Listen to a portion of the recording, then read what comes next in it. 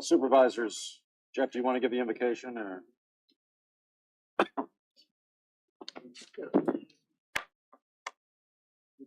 Good evening, everybody. I'm going to go ahead and call the November 14th, 2024 Caroline County Board of Supervisors meeting to order. Let the record show that all 6 supervisors are present. To my far right is Mr. Clayton Forehand from the Madison District. To my immediate right is Mr. Floyd Thomas from the Mattaponi District. To my immediate left is Vice Chair Lady Nancy Long from the Port Royal District. To her left is Mr. Jeff Seeley from the Bowling Green District, and to his left is Mr. Reggie Underwood from the Reedy Church District. I ask at this time if everyone would stand for an invocation given by Mr. Seeley, followed by the Pledge of Allegiance. Let us pray. Heavenly Father, look down upon us. Give us the guidance and the mercy and the decision-making power needed to guide all of us present this evening, from department heads to the boards of supervisors and to all those overseas that are today in harm's way. And let us remember that the holiday season is quickly coming upon us. And let us all give thanks for for the year that we've had. In your name we pray. Amen. I pledge allegiance to the flag of the United States of America and to the republic for which it stands, one nation, under God, indivisible, with liberty and justice for all.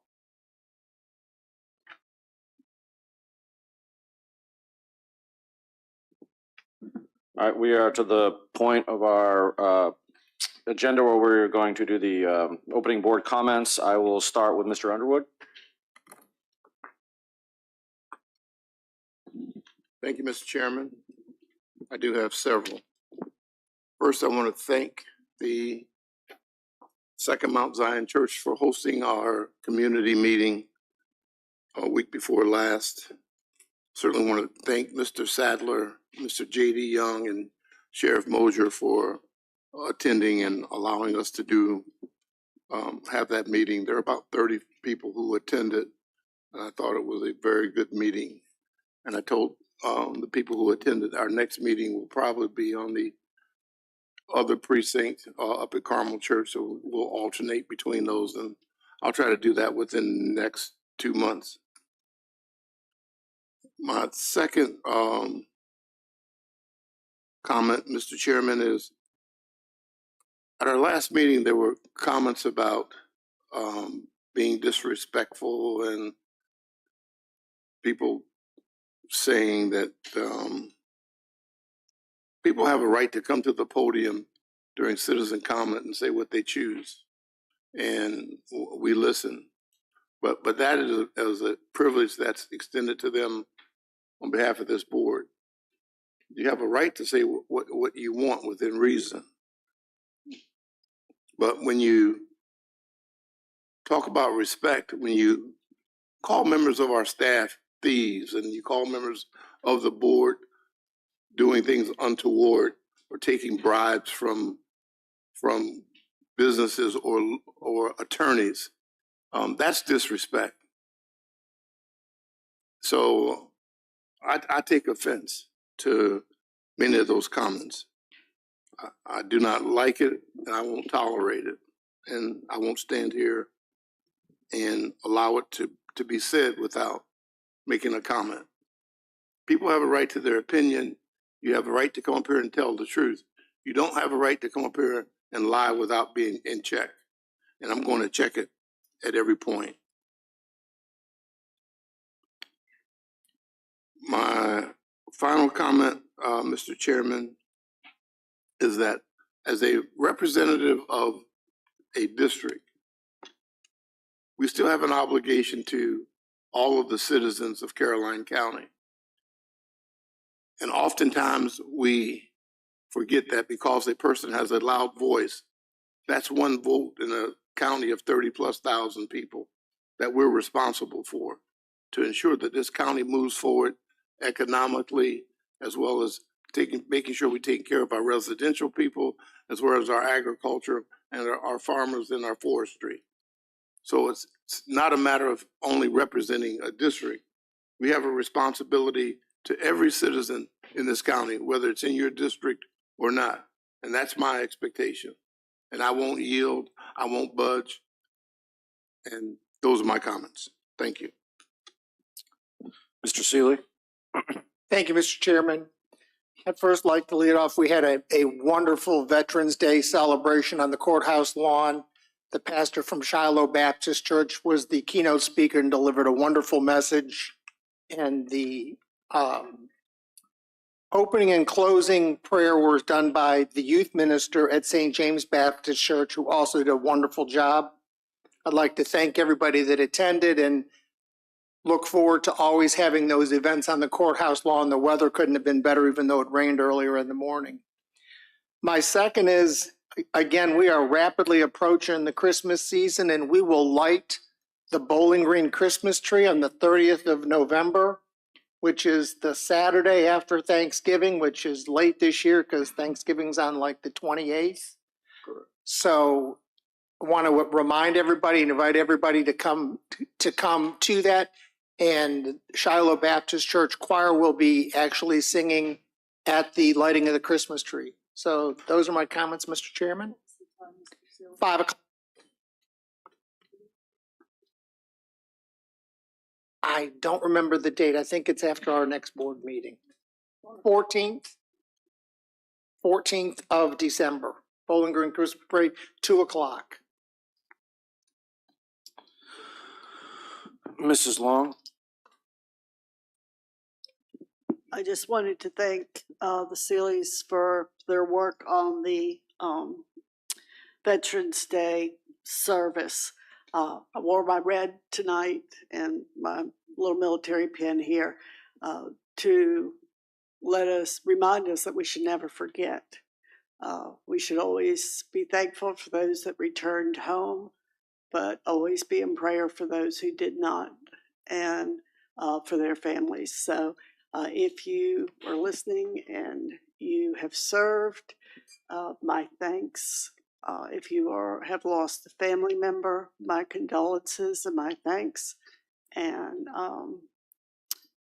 with that being said, we will now move forward to being thankful for other things as we approach Thanksgiving. I don't think we have another meeting before this month.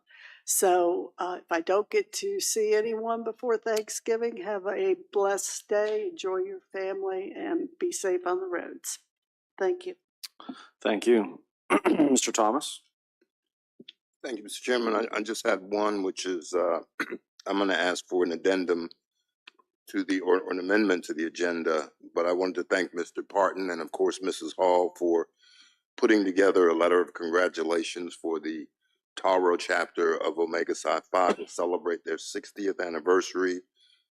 As many people may have seen or heard, they're a fraternity that's involved in quite a bit of community outreach and mentoring young students and providing scholarships to quite a few Caroline students. So thank you for making that happen. That's all I had. Thank you. Mr. Forehand? I have none at this time, thanks. Okay, I have a few. I just want to reiterate, had an opportunity on election day to be at the polls and see all the citizens go by. That's always a wonderful time to see the constituents and talk to them about their concerns. So want to thank my constituents who came over and said hello and just talked to me about some of their concerns, some of the things we agreed on, and obviously some things we didn't agree on. So, but I do want to thank them. I want to reiterate again, Veterans Day. Happened to be, I'm sorry I missed the ceremony here. I was at the VACO conference, and this country obviously would not be what it is without their sacrifice and service. And so thank them. I don't think there's enough thank yous that can go around to any of our veterans. I do want to talk a little bit. Mr. Thomas and I and some of the county staff did go to the VACO conference over the weekend. And one of the things that you learn at the VACO conference, you sit in meetings with other supervisors from around the state, and you have, Democrats from Northern Virginia and Republicans from Southwest Virginia. And one of the things you learn is that there is so much more commonality actually between everyone than there are differences. And sometimes in those meetings, I wish, I think Mr. Thomas could agree with us too, that people could see that actually doesn't really matter your political affiliation sometimes. Sometimes you have a lot of commonality with people from around the state on topics. Speaking about the VACO conference, one thing that we did get out of the VACO conference is the JLARC study. We reiterated the JLARC study on education. And the numbers are clear. They'll be sending, VACO staff will be sending it out. I don't think there was a supervisor in any of the VACO meetings that disagreed that the state is not putting what it's supposed to put into the education. And the pressure comes down to localities when the state doesn't do that. Finally, I do want to, Mr. Thomas, I know was there, the grand opening of Wawa. The constituents, I know in the western part of all of Caroline, but especially in the western part that go that way to come and to from work, we're really, really, really happy about that. And Mr. Wilson and Mr. Parton said they are now going to work on getting us a grocery store to go along with a Wawa, so that way they can go their grocery shopping too. So that's all I have. So thank you very much, and we will move on to the next part of our agenda, which is presentations and reports. It is my understanding. Mr. Chairman, Amendments to the agenda. I'm sorry, amendments to the agenda, and we do have a couple. Mr. Thomas, you want to go ahead? I just wanted to add consent agenda item E, which is the letter of congratulations. We need to remove update from the community health assessment and health insurance renewal. So the only thing we'll have on presentations of VDOT report, and we would like to add 9A, which is a Commonwealth Attorney request, and 9B, Commissioner of Revenue request. So those are our changes. A is Commonwealth Attorney. A is Commonwealth Attorney request for funding for position, and B is Commissioner of Revenue, same type of thing. Mr. Chairman, I have an amendment. Sure. You ready? Yeah, go for it. Mr. Chairman, I asked that we add an update on Keystone to our agenda tonight.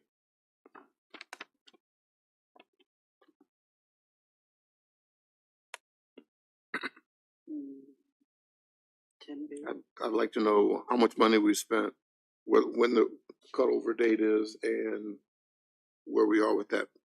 I mean, we've been doing this now for 3 or 4 years, and I don't see where we are. I'd like to get an update.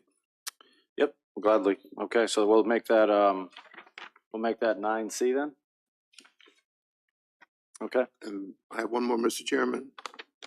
I'd like to ask the chairman so we can have a discussion about our tax relief programs within the county. I'd like to know the dollar figure amount that we give tax relief and the program that we give tax relief. Okay, I'm just not curious on that with the staff. I'm not sure what staff be. We've asked the Commissioner of Revenue for that. I haven't seen it. I'm not sure there'd be. You've gotten it. Do you want to still keep it on, or do you guys have the information for us, or do you want to? I just don't know. Be on for next month. Oh, we'll put it on the agenda. Let's put it on the agenda for next meeting then. Right. Okay. Yep.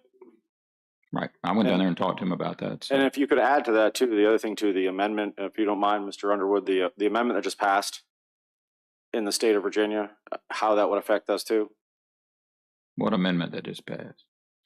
The one that gives relief for soldiers killed in the line of duty versus just killed in action. I don't know if there's a way to figure that out or not. There's no way. Yeah, there's no way. You wouldn't know until somebody was. Oh, somebody applies for it. Okay. All right. Okay, so we just have a 9 A, B, and C then, right?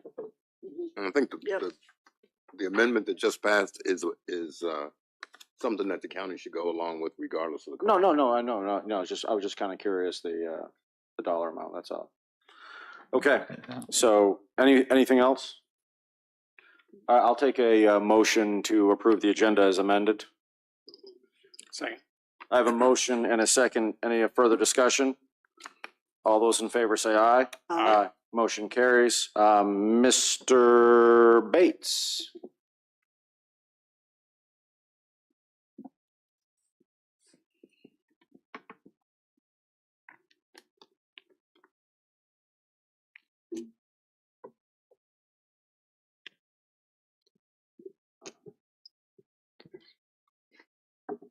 Don't look so serious, Kyle. I know. You All just right, want now I lots of can lighten money. up a little bit. There you go.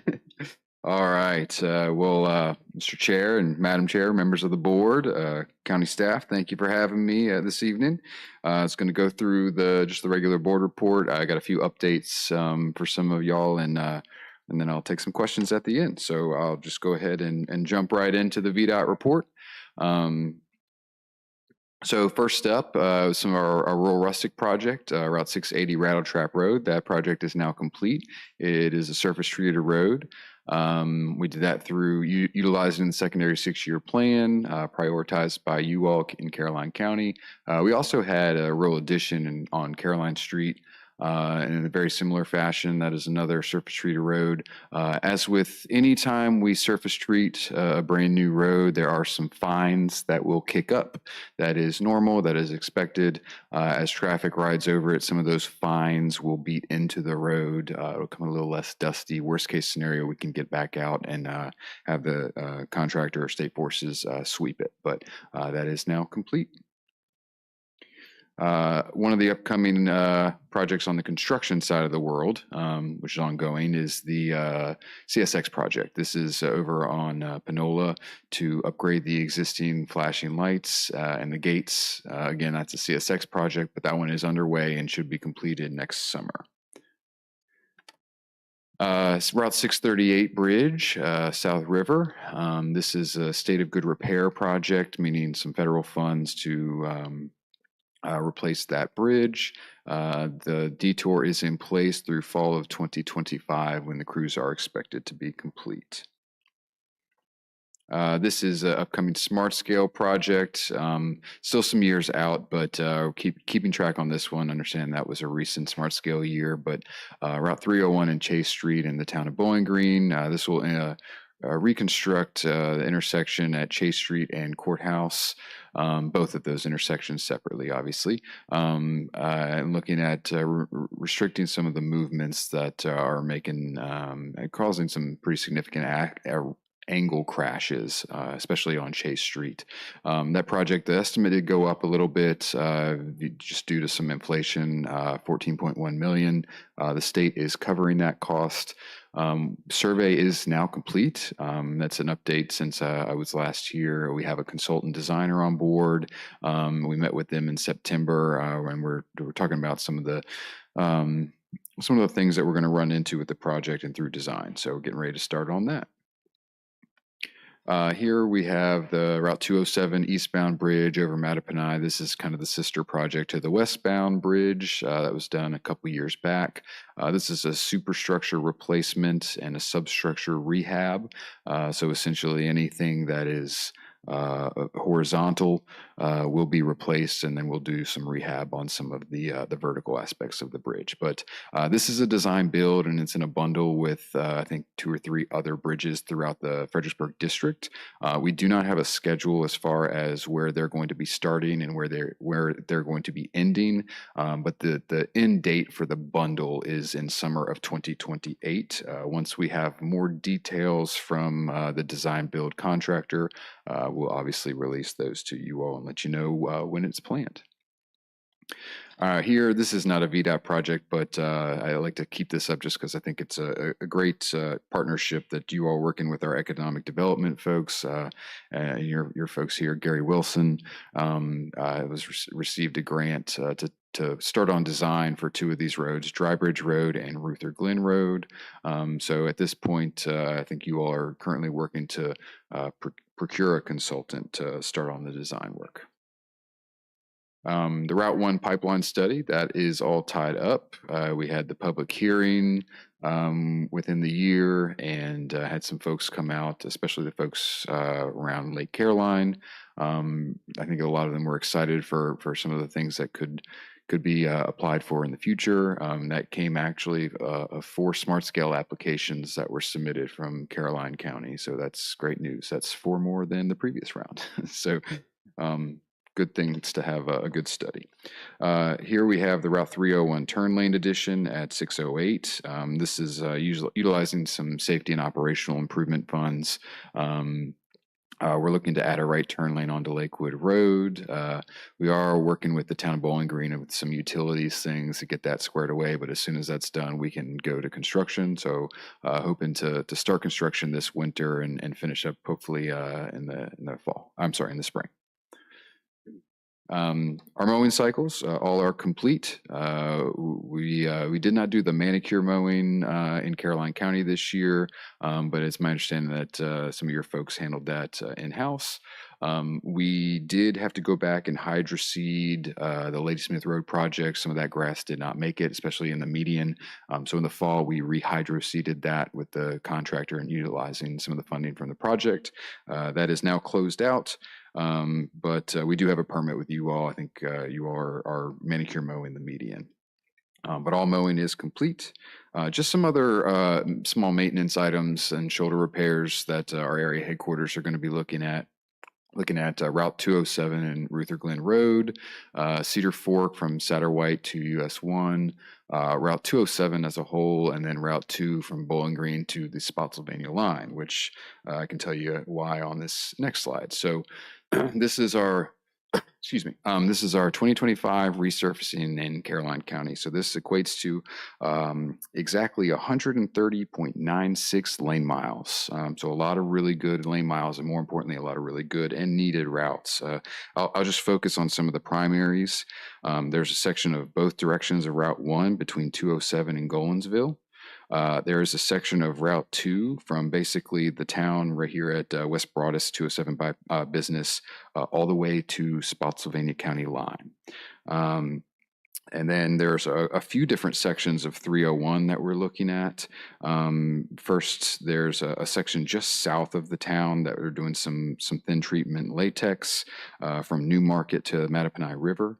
And then we're looking at some plant mix coming from the Rappahannock River on 301, kind of close where Port Royal is, both directions to 17. And then we're doing a couple sections of southbound 301 from 17 there in Port Royal to Mill Creek. And then down closer to Walker Drive, a little closer towards the town of Bowling Green. So not to mention a section of 95, Fork Bridge Road, Old Dawn Road, Kids Fork, Telegraph. You can see the list there. So a lot of really good routes coming, but most importantly, I think a lot of the high volume primaries are getting some well-needed attention.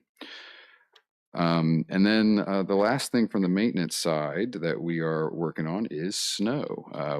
It is almost upon us. So we're working, we just did our dry runs, is what we call it, which is we get out in the nice sunny day and inspect all of our VDOT equipment. I can tell you personally that Caroline is very prepared. Their equipment looked absolutely fantastic. So that's a big competition. I can't tell you if they were the best yet, but they definitely looked good.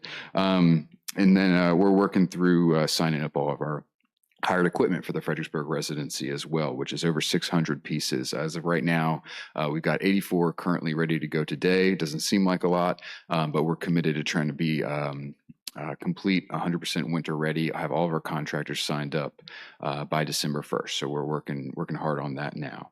And I will add, before I jump to the updates, we do have, I did bring one of our folks from the Maintenance Leadership Development Program here. Cody is in the back. He's a crew leader. He had no idea I was going to do this, but he is a crew leader at the Lady Smith area headquarters. So Cody Adams, he's recently hired, and he'll be doing a lot of the work that I'm talking about tonight from the maintenance side. So excited to have him on board. Moving on to just some of the updates, I just wanted to close the loop on a couple things, and I'll take some questions from you all if that's all right. First, Mr. Black, we did an analysis of the off-ramp, the southbound off-ramp going towards, I guess it would be westbound on Lady Smith Road. We don't have enough pavement to make that a dedicated lane. And we've got the yield sign up there. And in addition, it's a little close to the McDonald's entrance where I think a lot of those folks that are trying to get into the right lane are trying to go. We don't have any crash data at this time, not to imply that we're waiting on it, but we'll have to just keep a close eye on that. The fix to make a dedicated lane is a little bit more than what you would think just driving it. There's quite a significant slope there. You'd have to round out that radius. You're talking about a pretty substantial fix. Something that would easily be corrected with a wider bridge over 95. So with that being said, I think we're going to hold off on anything for now. We'll keep an eye on it. Mr. Vorhan, in the same vein, we did look at the direction, the eastbound direction coming towards 95 for the drop lane. We did add some striping. I'm sure you've seen that, and some signs for the right turn, or right lane must turn right. But again, two items that we'll keep a close eye on, and if anything, if we need to do something further, we can. It's just a very costly fix. Excuse me. Ms. Long, drainage 17. I know you spoke with Andrew back there the other day. We're working to get a right of entry for that. I think we have what we believe to a fix to alleviate some of the pressure. We don't have the property to do it, so we'll be working with the homeowner or the property owner there to see if we can, and any help you can offer in that would be greatly appreciated. Yes, ma'am. We got to the contact information, but Beautiful. I'll keep working on that. Yeah. Just let me know what you need. Yeah. Yes, ma'am. The other question, I Sure. did have a quick question though. Thank you for taking the end of Caroline Street in. That's done. I was curious though, since it was already a hard top road, why that was asphalt, why the tar gravel went over the asphalt instead of just patching the asphalt. I was just curious. Yeah, anytime we're doing these rural additions, we're trying to bring it in at a low cost, but at the same time, if there's not a lot of traffic on the road, which obviously it's not, that was the easiest, cheapest way to bring that into the system. But it's a fine product. I know it might be, like I said earlier, a little dusty at this point, given just a matter of months. Most people can't tell the difference between asphalt and the surface treated road. I just thought it would be cheaper to patch the holes in the asphalt, but obviously I was wrong on that. I have a question on Route 1 projects. Which ones are we doing? Which safety projects on the SMART scale? We're doing the intersection or the realignment at the... So yeah, just applications for right now. Just They haven't been awarded, Okay. but you all had 4 applications go through, and Page Road was one of those applications. Did we have anything up by Gatewood Lane? Leon, do you happen to recall what? I know that Page Road was one, and then we had Lake Caroline. The other 2 on Route 1?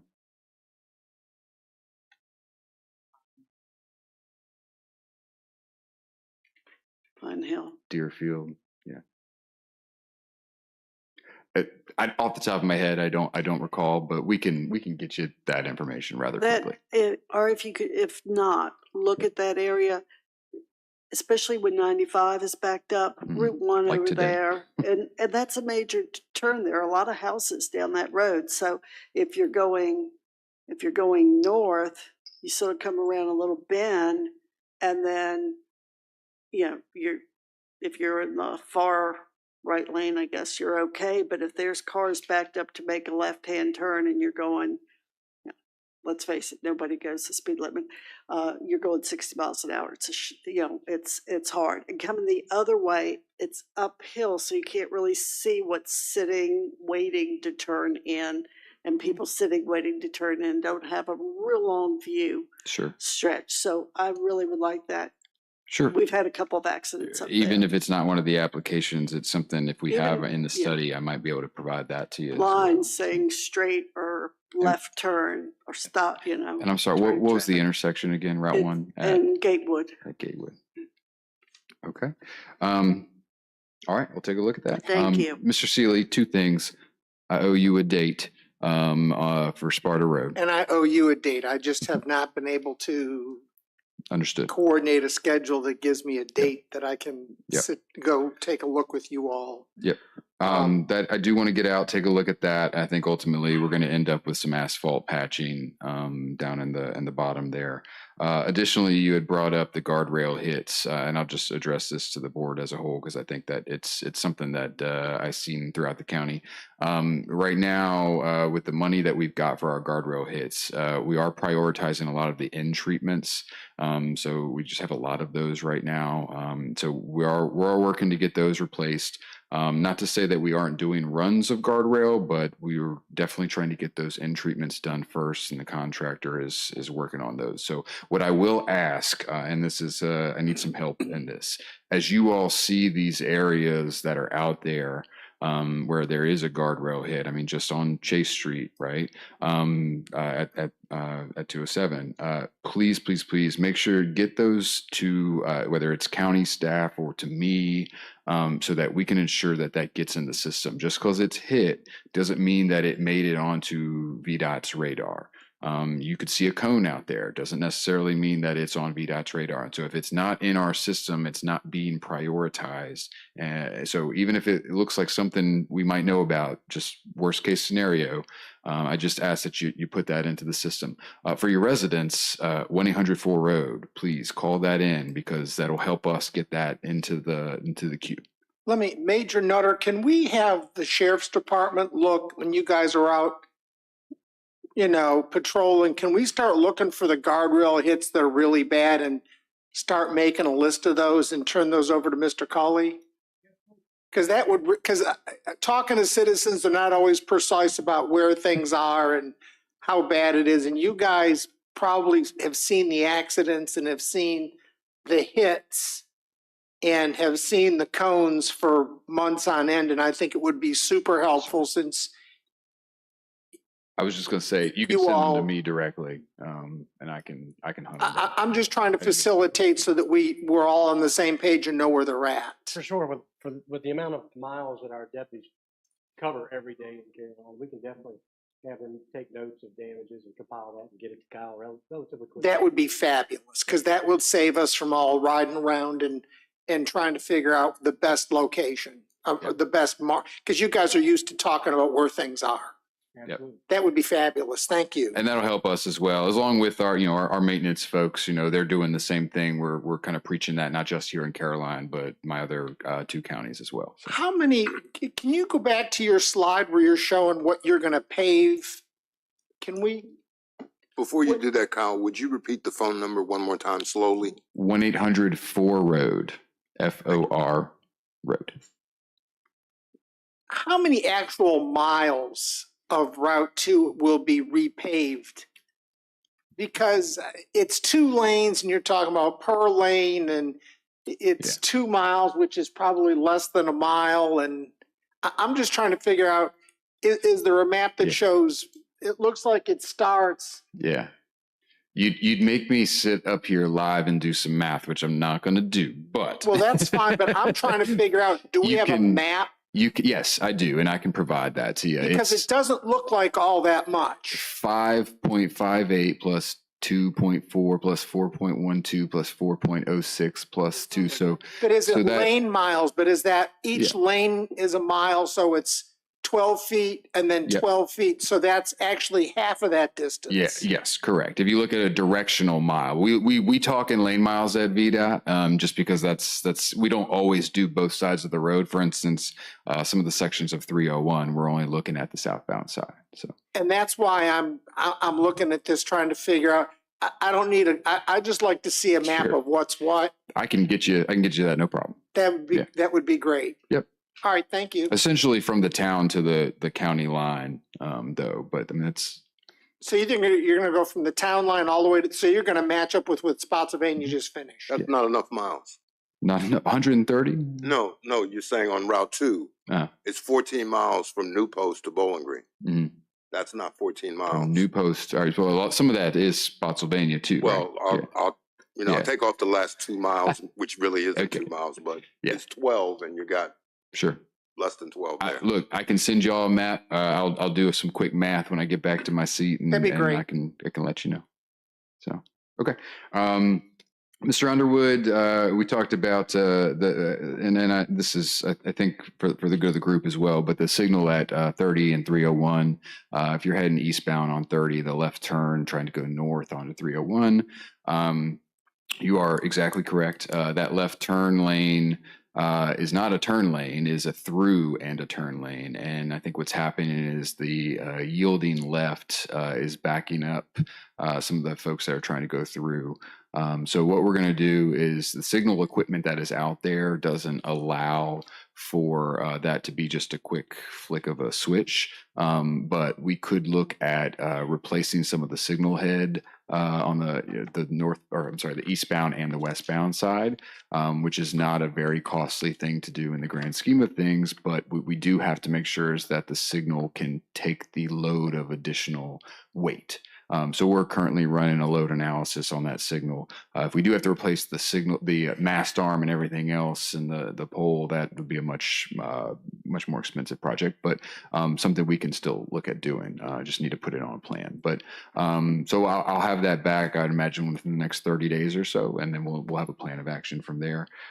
We did get the stop sign at Coolwater Drive. I know that had come up. We daylighted that one. Cody Adams back there and his folks at Ladysmith got that done. I did look at the shoulders on Ruther Glen. I did not make it out to Cedar Fork quite yet. They did some work heading north. Heading south on Ruther Glen towards the warehouse. So a lot of the shoulders there, just this afternoon, look like they had repaired those. Now that's just in that small stretch. I think past that, did see some areas, so they are going to add that onto the plan as well. Correct. Right. So, but we'll get that onto the plan, kind of like the earlier slide showed, and get that done as well. So, and that was all for my updates. I realize that you all may have some questions for me and some concerns. I'll be happy to address them. Mr. Chairman, I do have a couple. Yeah, go, Mr. Underwood. Yeah, Mr. Bates, we talked about the rural roads with no center lane, Mhm. as well as no markers on the shoulders. Yes, sir. Can you explain why there's no center lane, like on Cedar Fork Road, for example? Yep, absolutely. And why there's no white lane The edge along lines, the shoulder, right. edge lines along the shoulder. It all has to do with the width of the road. And to say, I haven't looked specifically at Cedar Fork, but per our conversation the other day, we're going to take a look at that and review it. Depending on what the width is, you don't want to put a center line in a narrow road, because then you're pushing people towards the shoulder. And if you don't have the width, that's not a good thing. And vice versa, you don't want to put edge lines, and this is even worst case scenario. Put edge lines on a road that pushes them in, you run the risk of a head-on collision. So that being said, I don't know if we've looked at the width on Cedar Fork yet to see that. So, but per the conversation that you and I had just the other day, we're going to review that and take a look at it. Okay. And what about cutting back of trees along the rural roads?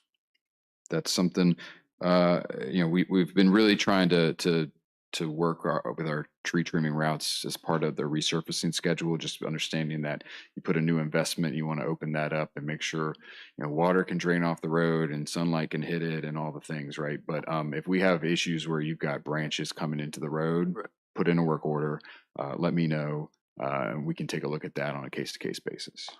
So I guess since we have so many non-uniform roads in the county, Mm-hmm.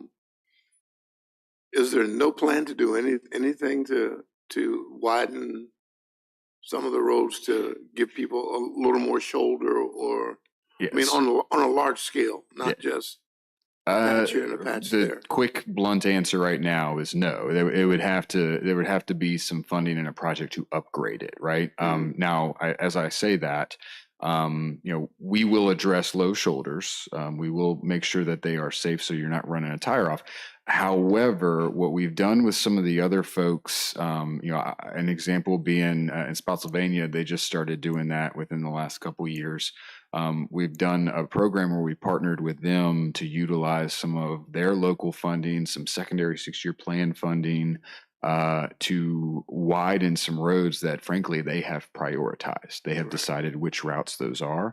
It is something, I know I've worked with Leon in the Transportation Committee. If we want to start looking at a priority list of some of these, I'm going to call them backcountry roads because that's what I called them growing up.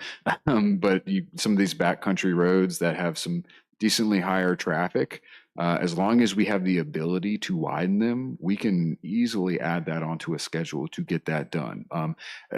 Through the BIRD Act, VDOT maintains the roads in place. Those roads that came in with the prescriptive easements back in the 1930s, we maintain them as they are. Now, that's to keep them safe. That's to make sure the shoulders don't rut out, keep the limbs off the road, all those things. But if we're looking to upgrade the shoulders, we do have to have some kind of a construction plan to do that, at which point we'd have to identify that funding, and ultimately you all would help prioritize that, which I've done with transportation committees in the past. So I'd like to explore that. I think that's a great program, and it's something that the residents would see and feel immediately. We get a lot of praise on those projects. So. Thank you, Mr. Bates. Thank you, Mr. Chairman. Mr. Seeley, you've already, I'm good. Mrs. Long, you've already. Yeah, no, I have one more question. You Speaking of- already, no, I'm just I know, but this was from last year.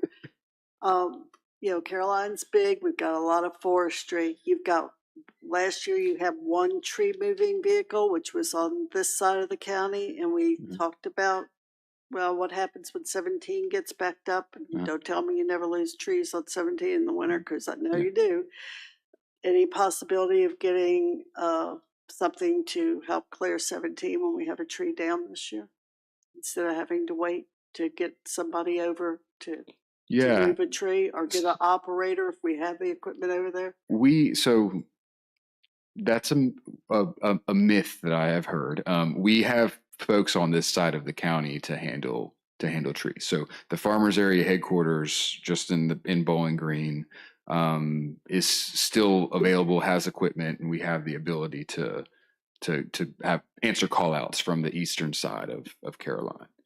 So if there's a long wait, let me know and I can get that addressed. Now, that being said, our folks are not 24/7. They're not sitting in after hours, waiting for something. But we do have to call them in. They have to get to the area headquarters. They have to unlock the gates. They have to get the equipment. They have to wait for the next person to get there to make sure they've got the crash cushion. So it is an operation, and that does take some time. But we do have crews on the eastern side, from the Bowling Green side, that will address issues over here. But we don't have one at your station in Port Royal, correct? Or do you have people there when we have snow events and ice events? Yes, we do. Okay, all right. Yeah, I was told there was no equipment there to handle. No, we have an area that handles, or some folks that handle the Port Royal area specifically with state trucks. Okay. All right. Thank you very much. Mr. Thomas. Thank you, Mr. Chairman. Mr. Bates, just a note for future reference. You should never have no concerns at this time for me, because there's always a concern. I wrote it, and I was like, you know what? I should call and be like, just give me a concern. Just throw something to me so I can add it. Well, here they go. All right, carry on. But first of all, I do want to say thank you for your quick response. Like I always tell you, when you do well or you do good, I'm going to let you know. And when you don't, I'm going to let you know. So I sent you a text at 1:00 on Monday asking for some data. And by 3:00, I had the data. And the interesting thing is, I was doing welcoming remarks at the Wawa yesterday. And I wanted to know how many cars went by that particular Wawa. Yeah. And you responded quickly and told me that there were 14,000 cars per day, or 14,000 vehicle trips per day. Correct. So that Which that was is- great. That's a lot of potential for the businesses there. So I do appreciate that, and the people at Wawa certainly did. But now to my concerns. I figured there was a but coming, but carry on. I never said but. I learned not to do that. The Lakewood, you said that would be done in the spring of 2025, and Lakewood is actually the right turn off of 301 into the county's solid waste site, which is critical. Trucks are going 60 miles an hour, and you're trying to slow down and make that sharp right turn. So spring 2025, we can really count on that. Yes, sir. The only thing that's really holding us up from going out there and starting this project is, at this point, is some utility relocation. We're working with the town on that. My project engineer is trying to get one of the manholes lowered. So at that point, we're ready to go to construction.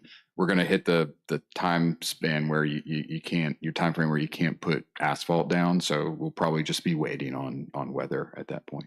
It's not a very long or complicated project. It's just need some weather and some utilities moved. Okay, but it is a critical safety Yes, sir. thing. The next one is, of course, I've got this pet peeve about reflectors. And you and I have communicated the roads you just did, Route 2 in Spotsylvania, you're going to go back and put reflectors on. So when you do the roads in Caroline on Route 2, you're going to have reflectors there. So we're going to replace that in kind. So they've got, if they're inlaid markers, they'll have inlaid markers after the fact. All right, now I'm kind of sensitive. Spotsylvania has 2 reflectors and Caroline only has 1. So are we going to even that out? Trust me, Reflectors. I travel that way a lot at night. So we'll give you 3. No. They have 2, and I'll explain why. Okay. When there is a passing lane, that's where you have the other. It's a different color. I think they're both yellow. Okay. Normally, and then when you get a passing lane, one changes color or something like that. It helps a lot to save. Yeah. Especially in the rain, especially at night, especially when your eyes aren't as good as they used to be. Yeah. So So what we're doing with our markers these days is they're inlaid markers. So they're actually kind of like indented into the asphalt a little bit. Right. So I'm not positive what the Spotsylvania had prior to the resurfacing. If they were above the pavement, they will not be getting those, but they will get markers. They're just going to be inlaid a little bit. I can check and see. These are, like you said, they're snow plow safe markers or something like that. Yeah.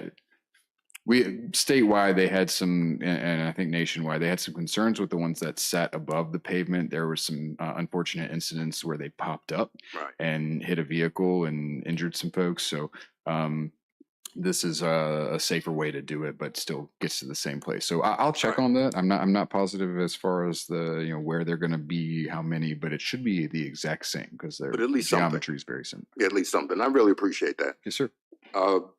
Devil's 3 Jump and 207, the school system had asked for an extra lane there, and I know you went out and staked it. Is that in the plan, or? It is. It's in the secondary 6-year plan. So the money is not available, not next fiscal year. So as soon as that money is available, we're getting ready to go through the secondary 6-year plan in the spring. We'll kind of revisit if there's money we can move up, we can. That'll be essentially up to the transportation committee and you all to vote on. But right now it's not in next fiscal year. It is something we've added to the secondary 6-year plan, but the money's not available yet. Next fiscal year means July 25? Correct. It's not in July 25 to June of 26. All right. So we need to work to see if we can get that done quicker. That's another safety issue. It's purely a funding, when is the funding available? Okay. All right. And the last one, I think we're working on the 207, flooding of person's house due to the way the road is constructed. And I don't know if you personally were doing it, but I think there's someone there, and I wanted to know the next time VDOT came out, so we can do that offline. Sure. Okay. All right. And again, thank you. You've done a great job. Yes, sir. Appreciate it. That was it. Thank you. All right, Mr. Sporehand, yes. Thank you for the update. There was one last thing regarding that intersection at Sheets, and it was where the right in, right out from Sheets. Are you familiar? Mm-hmm. Yeah. The ability for someone to go back to 95. they can't get into the turn lanes from there because the median is already further east. Right. So they're going to the left-hand through lane and they're Right. stopping. Yeah. I think it may help if we were to put an arrow sign on the crossbar that just says straight only. That way that people that get honked at least have something to point to. Sure. Other than that, everything else that I've seen is beautiful. I saw y'all overseeding. That was unfortunately y'all didn't get any rain when they. It wasn't a good summer Yep. or even a good fall for grass growing, but it all came in buckets and then it was dry. Yep. But And the sheets, I mean, they do have the ability to go around and get to those lanes, but I think to your point, once they're there, they're there. Correct. So, and they don't realize that if they go literally 300 yards further, there's a U-turn place. Okay. Some have to be coaxed with someone literally sitting behind them, blowing on the horn until they go across the intersection. Sounds like you've got experience. My horn doesn't work anymore. So I got to run out the window and say it with my mouth. Okay. Yeah. Is that it, Mr. Farham? That's it. Everything else is beautiful. Just, Mr. Bates, I just have a few questions. First of all, on the Ladysmith Road, Pendleton, the Pendleton community is growing very rapidly, and I know there's supposed to be a punch out at some point between Pendleton and Ladysmith Road. Is that correct? I believe that was in the plan as a proper. Yeah. Okay, and do we have any solid plans? That might be a Leon thing too. Do we have any solid plans as far as how, because I have people asking like what that's going to look like? Has anyone put anything into you? I don't think my land use staff has seen anything at this time, but Leon may know more.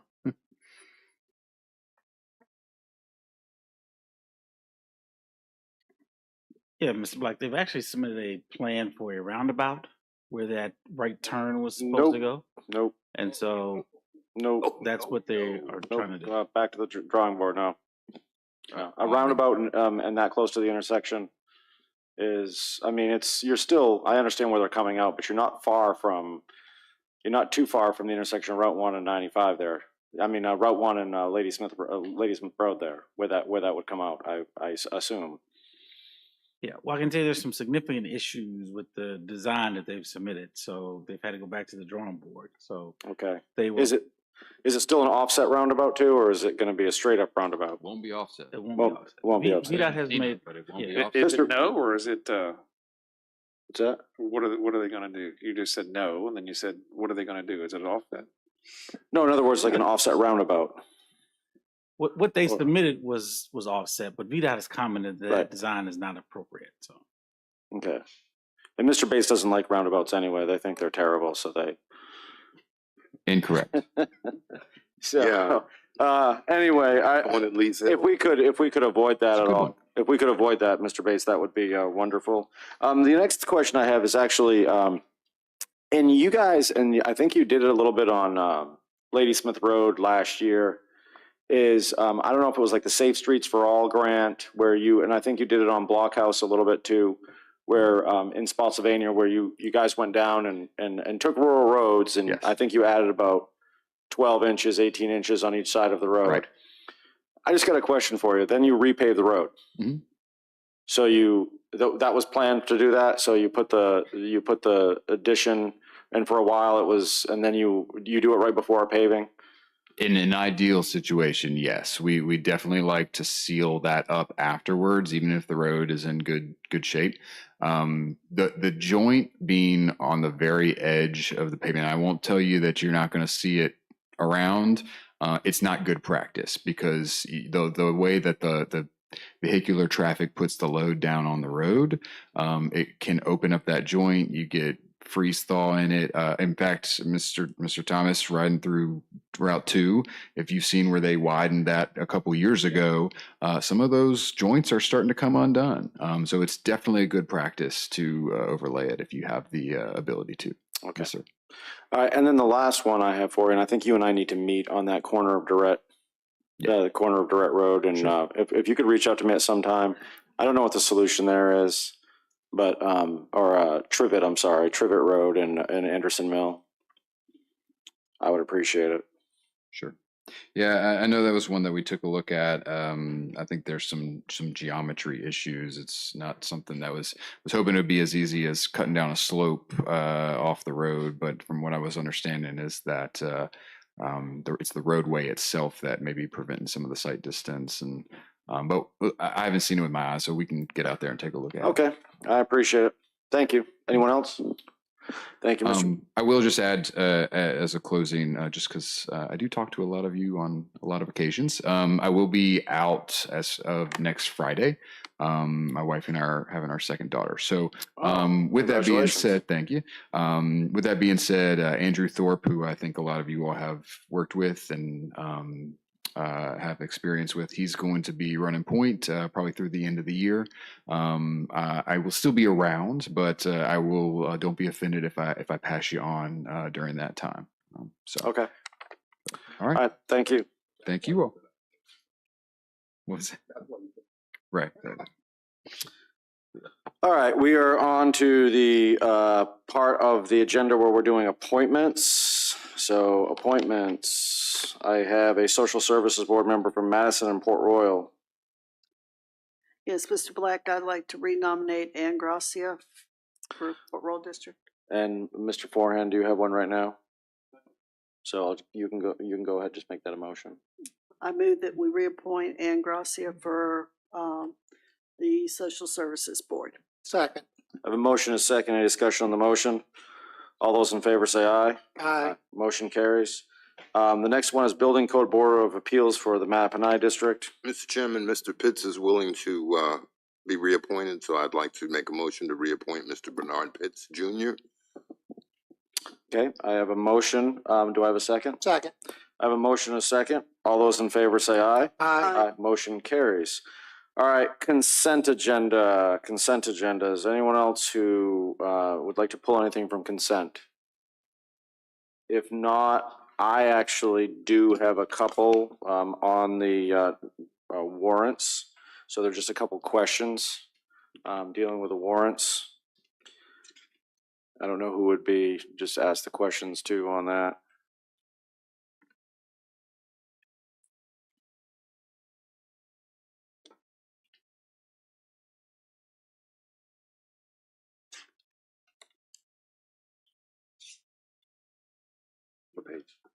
So I have like 3 or 4 questions, but if you go to page 7 on the warrants, it says it's under Sands Anderson, and it says FOIA expenses, 370.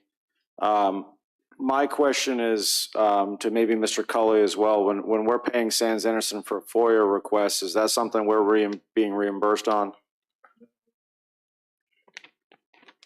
No.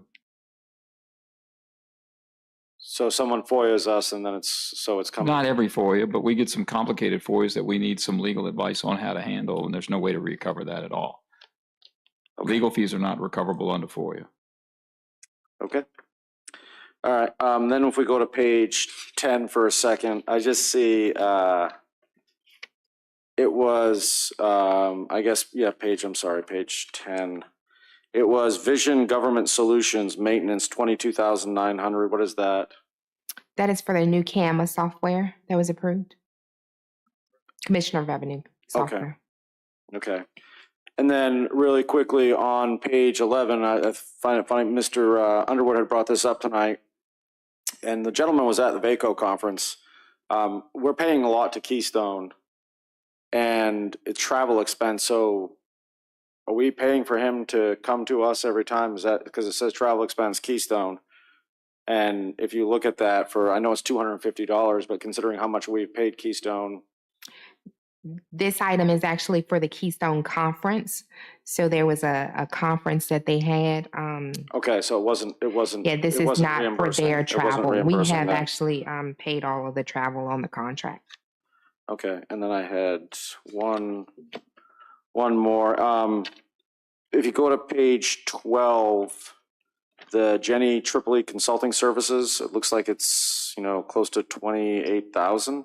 Yes, sir. Where's that? She is the accounting consultant that assists with getting the bank reconciliation squared away with the treasurer. Okay. And how long is this going? Is this going to be per month thing for a while, or? She is actually on another assignment right now. So we received her last bill, the anticipated last bill for her. Okay. And how many months was that? She was with us last year from March to October, this year from August to November. And that was the same every month? It's about 13 to 20,000. And this one was 28,000? Yes. Okay. She sent that one of the bills while I was out on vacation, so that's for 2 months worth. All right. And then the last one was nothing, nothing really egregious, but I see the Caroline Recovery Center. Is that, I guess we just haven't heard much from is that still, maybe the sheriff's office would know that better, the Caroline Recovery Center, is that still going well? I mean, we usually get information from the Caroline Recovery Center, how things were going, and we just haven't heard from them in a while. So I was just kind of curious as to, because it's we want to help those people in need. Obviously, it's 17,500. I think that's per month. And no, that's an order. What's that? Okay, quarter. So I don't know if Sheriff Mosier can answer that, or. Yeah, because they used to come and give us updates. So I was just kind of curious as to, how they're doing. They used to have graduations of people, success stories, and we just haven't heard that. Right. Okay. All right. Yeah. Okay. Yeah. That's why I was just kind of curious on those. So if you could, Mr. Parton, Mr. Cully, Sheriff Mosher, if you could just follow up on those, I would appreciate it. Do we have a motion to approve everything else? Motion to approve consent agenda items A through E. Okay. We have a motion to approve consent agenda items A through E. Do I have a second? I have a motion and a second. Any discussion on the motion? All those in favor say aye. Aye. Motion carries. All right, we have time, and Mr. Height was saying he actually wanted to go last. So just going ahead, if we could do the nines, so that way Mr. Height could, so 9A, 9B. 9, let's do 9, yes. Let's start with 9 and then work our way. All right, so agenda item number 9. I don't know who is up for that one.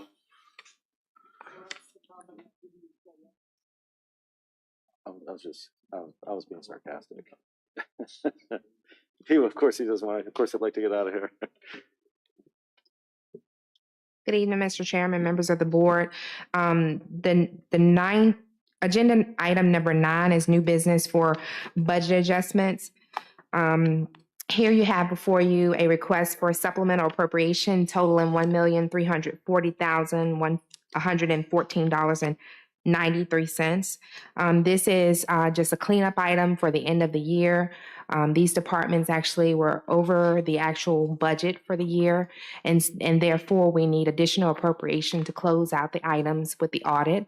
If we do not make this additional appropriation, then we would, of course, receive in our annual financial report these departments which show as over budget. In legal services, you have 48,000. This is the monthly retainer items. In addition to that, the permit project, acquisition of real property, and things of that nature. Electoral board, there was an increase due to postal services in the amount of $2,326. Juvenile Crime Court Control Act, as you recall, in the budget season, they had increased costs for purchase services that had been afforded to them previously due to the detention facility at Merrimack, and that was $1,724.84. The sheriff's office, $674,141.11. Before you, there is an itemized list of the overages, of some of the overages that would come from the fund balance. Some of the items listed, vehicle repairs, they did receive the money for the from the private entity agreements. However, when the budget season occurs, we budget for $80,000, assuming that if there are additional amounts, then we'll come back to add those on. So they received $253,000 for the PEAs. So that would cover some of the overtime charges. Of course, any insurance checks that we've received, that would offset some of the vehicle repairs and things of that nature. So the net over budget is really $359,240, and that's what that itemized list covers. There is a summation of some of the reasons why they need that supplemental appropriation in regards to them being fully staffed and things that had not been an item of issue for previous years. The school resource officer, that was $86,969.43. There was a misclassification of one position under the school resource officer. We have since reclassified that position. So that's where the regular budget is concerned. Where there is overtime, that is the same thing in regards to the private entity agreement there. The regional correctional institutions, we need $455,220. The true up for Pamunkey is $433,218.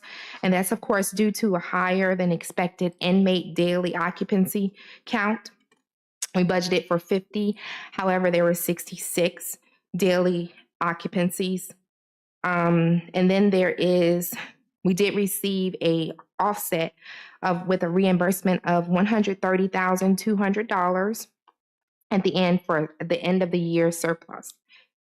The remainder of that amount comes from $22,000 and from Hanover Community Corrections. Animal control is similar to SRO in the instance of the overtime. The overtime was classified. The way that the system classifies it is if you are a SRO or you are a animal control deputy, if you work any overtime, that even if it's classified as PEA, and post your overtime to that specific budget. So again, that's offset by some of the monies that we received from those private entity agreements. General properties, $148.84, and that's just higher costs for electrical services.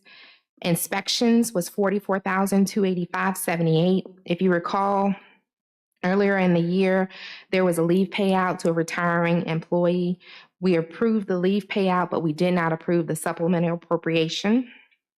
And lastly, a VDOT payment in the amount of $25,000. This is the second of 3 annual $25,000 payments for a September 2019 performance agreement with Star Management for constructing infrastructure to recruit Tractor Supply. And that concludes my presentation.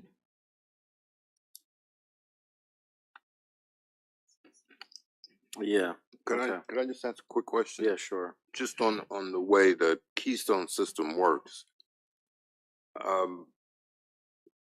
Aren't there different business units set up for school resource officers, animal control? So shouldn't there be some way to have that overtime go back to that budget, or is it default? It does do that. So Mr. Thomas is a SRO and he works a PEA at the Meadow Event Center. So because Mr. Thomas is classified as an SRO employee, his overtime is going to go to SRO as opposed to where it's budgeted. So all those PEA overtime budget agreements are just posted to the sheriff's department. So the budget's in one place, but the actual expenditure is in another place. So Ms. Middlebrook and I, we are going to work together to get additional accounts in the other budgets so that we'll need to budget for PEAs in the SRO department and in animal control, while their overtime is smaller for those items, but then we won't have a mixed match of where the budget is and where the actual expenditure is. Okay, that, from my limited experience in financial systems, I thought there should be a way to make sure that happens. So There is. I was just curious if Keystone could do that. All right, thank you very much. Yes, sir. Okay, anyone else have any questions? I have a question. Mr. Forehand? How do we have an unbudgeted deputy position? So the way that we used to budget per person, and we had this Excel spreadsheet. And if there were vacancies, we were supposed to put one line for a vacant position, et cetera, et cetera. Now we have the OpenGov system that calculates all the positions, and so it runs every single year. But we did not have that vacant position there. So that's on me. Or it's an approved position. Yes, it's an approved position. The funding was just not included in the budget. Okay. I was reading unbudgeted as equates to unapproved. No, it was making my head hurt there. No, it was So, approved. okay. It just was not included within the budget. All right, thank you. Yes, sir. Anyone else? Hearing that, and the other thing too, in the past, if I just may, I know that with Sheriff Flipper, there was a lot of times that there was money left over in the budget to play with because there was never a full staff, correct, Sheriff Mosher?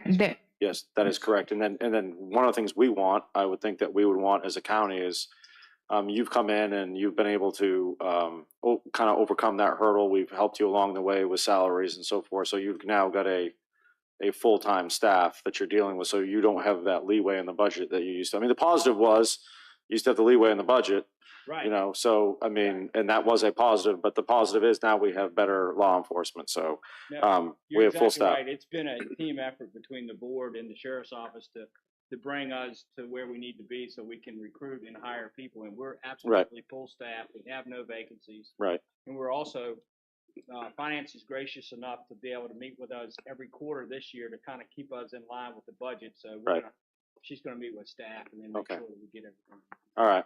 And part of that was, Sheriff, we did ask you to basically overstaff. That's correct.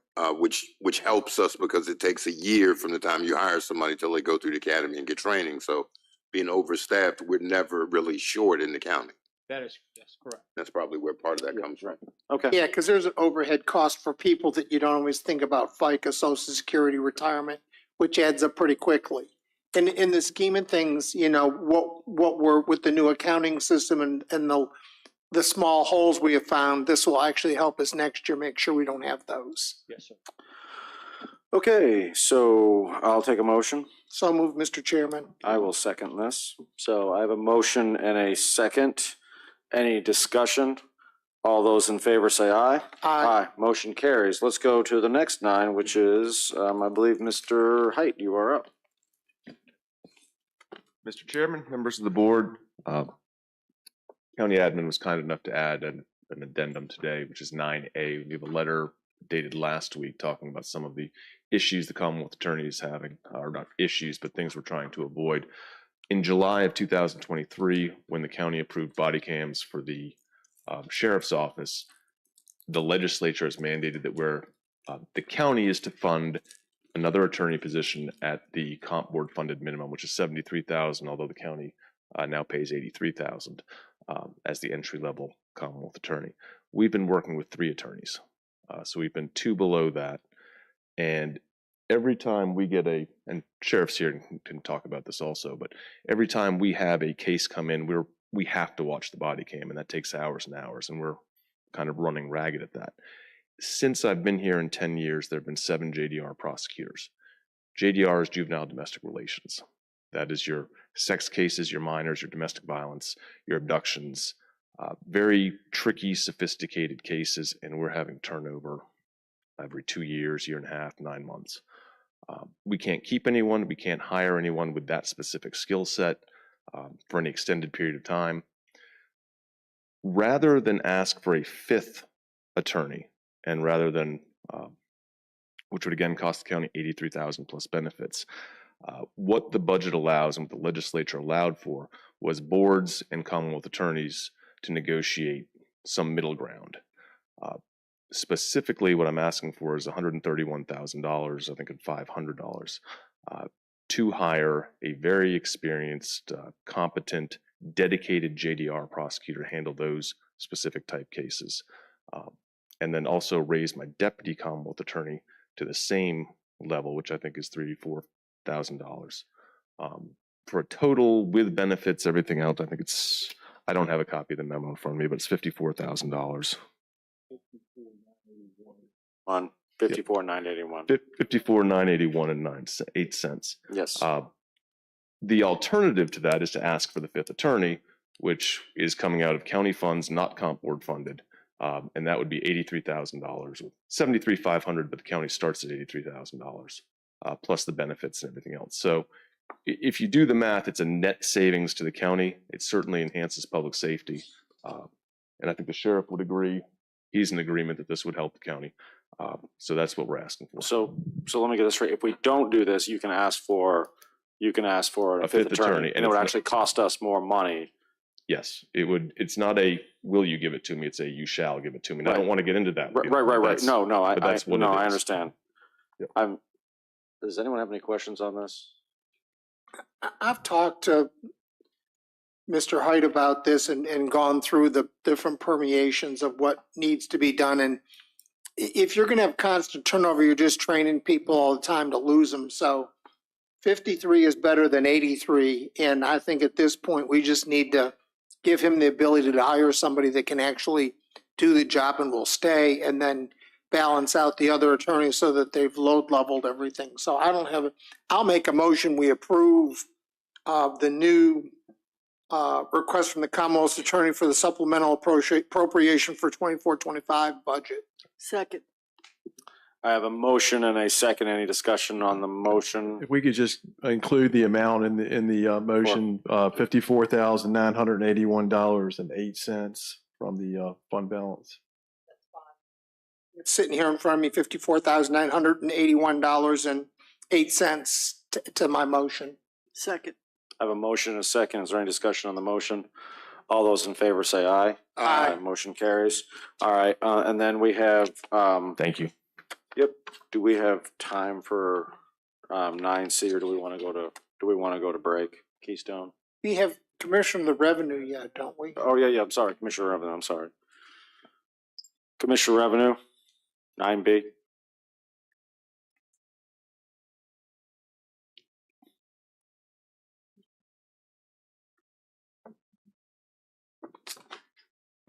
Mr. Chairman, members of the board, before you have item number 9B. The Commissioner of Revenue came and met with County Administration last week in regards to a changing the classification of a position. What he has funds for in the budget is a tax examiner at a lower level. What we have on the pay plan is a tax assessor, and what he would like to do is to hire someone as a tax assessor, in which this person would be able to alleviate the need to hire a third-party assessor to assess the value of new construction and other permits between the years of general assessments.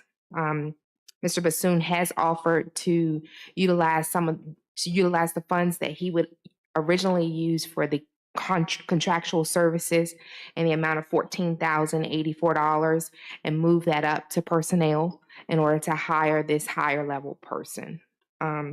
He has provided in his memo as well as documentations on how much he usually pays for those items in between the general assessments. He wants to stress that this new position will not take the place of a firm or contractor hired to perform the services of the general assessment, in which we do every 4 to 6 years. And if you have any additional questions, Mr. Bassoon is here. Anyone have any questions? Yes, I do. Yeah. So, Mr. Bassoon, you're saying you're still going to hire a third-party firm to perform the general assessment that we normally do every? I'll let Mr. Cully. Sorry about that. That is a county function. Board of Supervisors still hires gonna the hire- reassessment. Right. You would have to set up a department That's that is. yes or no? We're still going to hire. Correct, right. Okay. Yes. Now, tell me, Mr. Bassoon, how this position will make sure that it pays for itself? So what's going to happen here is the monies that that I normally pay out of my professional services line item to a third-party contractor, which is normally a person who works for a general reassessment company. Bringing this in-house will help us better capitalize on the permits that are coming in, 300, 320 a year for the last couple of years, not to include the bigger commercial properties and the commercial growth that's coming. What this does, it doesn't get us more money per se, but it gets us the money on the books faster. And I can supplement those bills throughout the year rather than wait till the following January. So as these permits get completed, this person goes out in the field, assesses it, gets it back, put it in the system, and it's ready to go. I call upstairs and say, hey, you can add X amount of dollars to the budget that wasn't accounted for. So the value we lose by only doing it every 4 or 5 years, you will now make up for by having someone who could do it every year. Well, let me make clear that Caroline County is set up in the ordinance to have a general reassessment company come in every 4 to 6 years regardless. Right. This person will be in-house working in the Commissioner of Revenue's office every day, every year to keep up with what's going on between general reassessments and during the year of general reassessment. Because during the year of general reassessment, most of these permits go to the company that's hired. And the problem we're having as of today, we have over 300 sitting on our desk. They're doing work in Warren, they're doing work in Caroline, they're doing stuff, and we just can't get them back in a timely fashion. Now I've got to put all these on the January 5th bill. So it speeds the process up and it gets us this money. Like the Amazon is finished, we get that assessed. Lingerfield's finished, we get that assessed. I don't have to wait 2-3 months to get it done. Okay. Now let me be clear. Once the permit has been approved, we always carry it back to the date of approval. So the field work, All right, you've gotten a yes if you want to keep talking. I'm good. I'm good. Thank you. Anyone else? I just have a quick question. Would this person also be of value to when we do have the general reassessment, because he would be able to help with answer their questions on things? This person would work hand in hand with the general reassessment company because this position requires certain type of certifications such as appraiser's license, IAAO certifications, and other certifications that's deemed by the state tax department that measures up exactly in line with what these general reassessment companies are certified to do. Just wanted to make sure I got that in for you. I move for approval of this position. I have a motion. Do I have a second? I have a motion and a second. Motion by Mrs. Long, second by Mr. Thomas. Any discussion on the motion? All those in favor say aye. Aye. Motion carries. Are we ready for a Thank you. recess?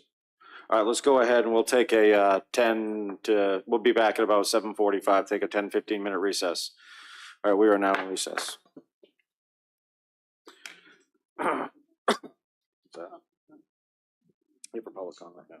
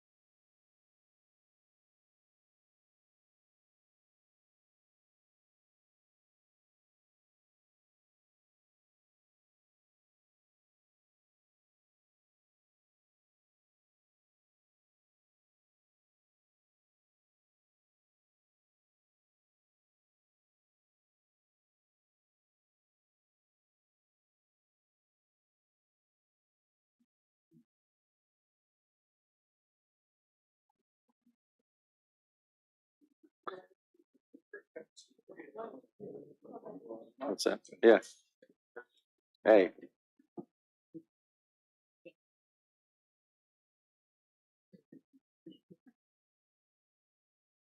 Good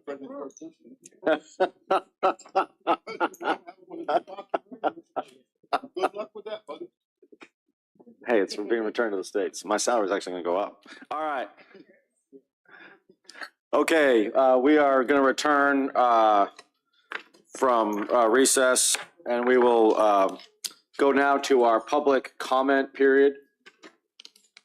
So this is the time that people can talk about anything that is not a public hearing. So if you would like to talk about something that is not a public hearing, come on down. Good evening, Mr. Chairman and members of the board. My name is Isabella Burnell, and I am your National All-American Miss Caroline County, Virginia. Thank you, thank you. This past August, I competed in the National American Miss Pageant, which is a leadership pageant hosted across the country. I won top 10 for the state of Virginia, and when they asked me which place I would like to represent, I answered without a doubt, Caroline County.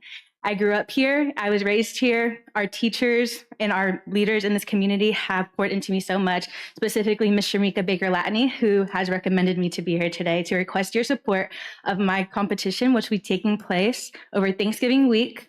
It's called the National All-American Miss Pageant, and I'll be requesting $5,000, which will go towards supporting my lodging, transportation, and wardrobe costs that it takes. Although it is a leadership pageant and the crown is beautiful, it requires a lot of hard work. I have been a part of this community since I was a child. I say again, I went to Madison Elementary School. I have hosted many things in this community, such as STEM initiatives for elementary schoolers. I have mentored 5th grade through middle school girls, helping them navigate those different areas of their life that are a little bit rocky for teenagers. And I'm here today as a representative and as a leader in our community. You guys have empowered so many people in this community that have poured into me, and I am so lucky and blessed to be part of here. And so as I'm going into this competition, as I'm going into representing Caroline County on a national level, it is only with your support that I will be able to continue my leadership endeavors in this level.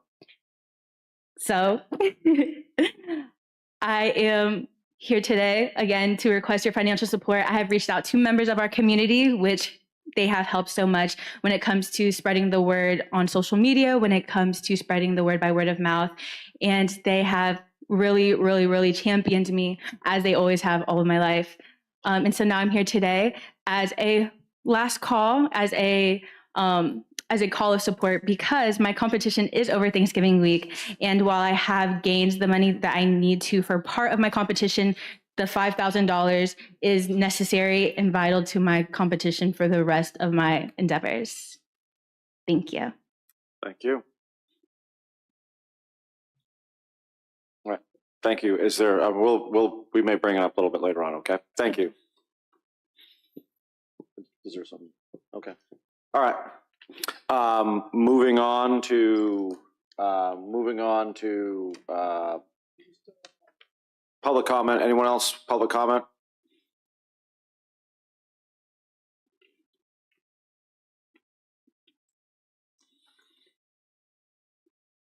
I know that's a hard act to follow. Mm-hmm. Good evening, Chairman Black, members of the board. Thank you so much for hearing my comments. And I'm not being facetious when I bring up the photo of the dump trucks lined up in Prince William County that was censored a couple of meetings ago.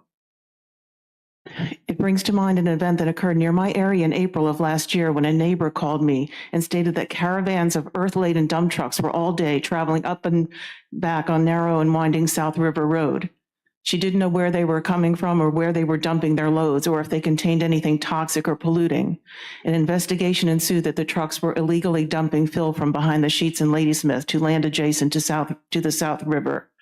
I bring this up because I attended the Operation Clean Arc data center community meeting held in a local school cafeteria a few weeks ago.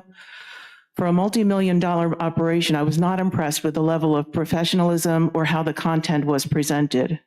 No one could barely hear any responses to the questions the representatives were asked, for they stood congregated against the wall and in the back of the cafeteria. At the end of the meeting, the leader asked for a recap of concerns and then took a small piece of crumpled paper out of his pocket and to write them on. I felt that summed up what they thought of this community. A couple of years ago, there was another company that was supposedly going to operate out of the Virginia Bazaar property, and there was a great deal of concern about the increased traffic it would bring to the Ladysmith interchange. During the meeting with Clean Arc, I learned that they would be constructing 3 separate buildings on the property, each 18 acres in size. It is mind-boggling to even envision just one building of that immense size. Now imagine grading the land for construction of that enormity, and where will all that excess earth go? Will it be trucked off-site? Will we have caravans of dump trucks commandeering our roadways, transporting this dirt all over Caroline, either legally or illegally? What have you unleashed upon our beautiful county? A Pandora's box of massive construction? Citizens know you have pulled the rug out from under our feet. First, we had the Carmel Church and Jericho Road PERT, the latter of which we had to fend off twice. Then came Mattamead, and that was shoved down our throats because you already had negotiated the deal with Spotsylvania. Next came additional PERT acreage east of Carmel Church, where plans are already in place for another massive data center. Then comes all the by right industrial properties along Route 1, and of course the grand finale will be the Lux Stone property.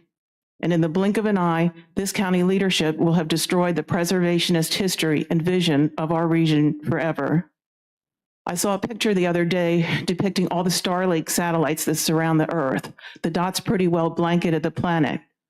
With the ever fast pace of changing technology, where just recently a spaceship returned to Earth and gracefully docked itself, do you foresee a near future where these massive data buildings? Could you give her a few more seconds, please? Obsolete, and what a waste of land and resources to have constructed them in the first place. And all we citizens wanted in the first place is a bowling alley and another grocery store. Thank you very much. Thank you. Is there anyone else who would like to speak? Hearing none, I will declare the public comment period closed, and we will now go to our public hearing. I don't know, SO 2024-01-2024, subdivision ordinance, Mr. Hughes. And you can discuss the request a little later in the agenda. Yeah. Good evening, Mr. Chair, members of the board. This is an amendment to the subdivision ordinance that simply adds some clarifying language in the subdivision ordinance that final plats and plats have to include in their note section a reference back to the Chesapeake Bay requirements in the zoning ordinance. So you see in your packet, there's just a few additional words added to those 2 sections of the ordinance. And that is essentially what it does, is it just clarifies that if you put this note on your plat, that it makes it clear that those properties on those plats will be subject to the Chesapeake Bay requirements of the zoning ordinance. This is a result of the corrective action agreement that the county was under after audit of our Chesapeake Bay program. So concludes my presentation. I'm happy to answer any questions. Does anyone have any questions before I open the public hearing? Does anyone have any questions before I open the public hearing? Hearing none, I will go ahead and open the public hearing for SO 01-2024, the ordinance to amend the subdivision ordinance of Caroline County. Is there anyone who would like to speak regarding this public hearing? Would anyone like to speak regarding this public hearing? Is there anyone like to speak? Hearing none, I will declare the public hearing closed. Board members, have any questions? My understanding is this kind of a formality, we've got to do it. It's lacking, and it's something we've got to follow. So I'll make a motion that we approve SO-01-2024, the ordinance to amend the subdivision ordinance of Caroline by amending section 6.3 preliminary plats and 6.9 final plats for the Chesapeake Bay preservation area. Second. I have a motion, a second. Any further discussion? All those in favor say aye. Aye. Motion carries. All right, then we are on to, did we want to take up, did you want to, well, we'll go to unfinished business. Yes. Just, I know I'm out of order, but young lady did her presentation. Right. Are we gonna take that up? Can we add that to the agenda? Sure. Do we want to do it right now? I would like to. Okay, that's fine with me.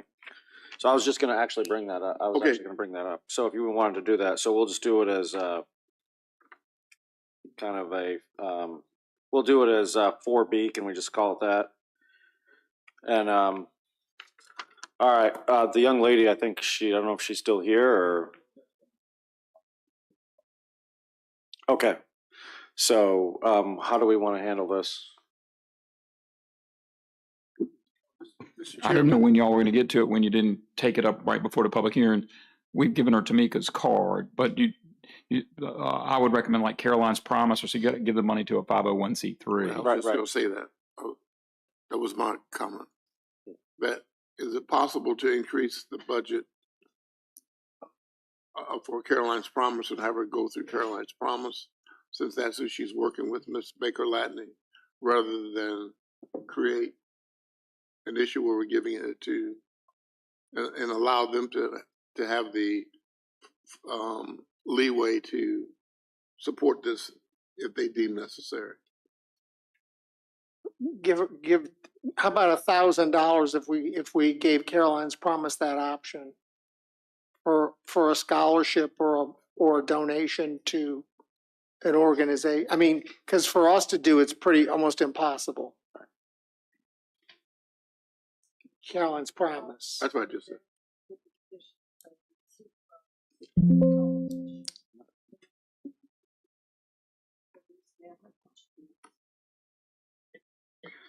I was going to go 1,000.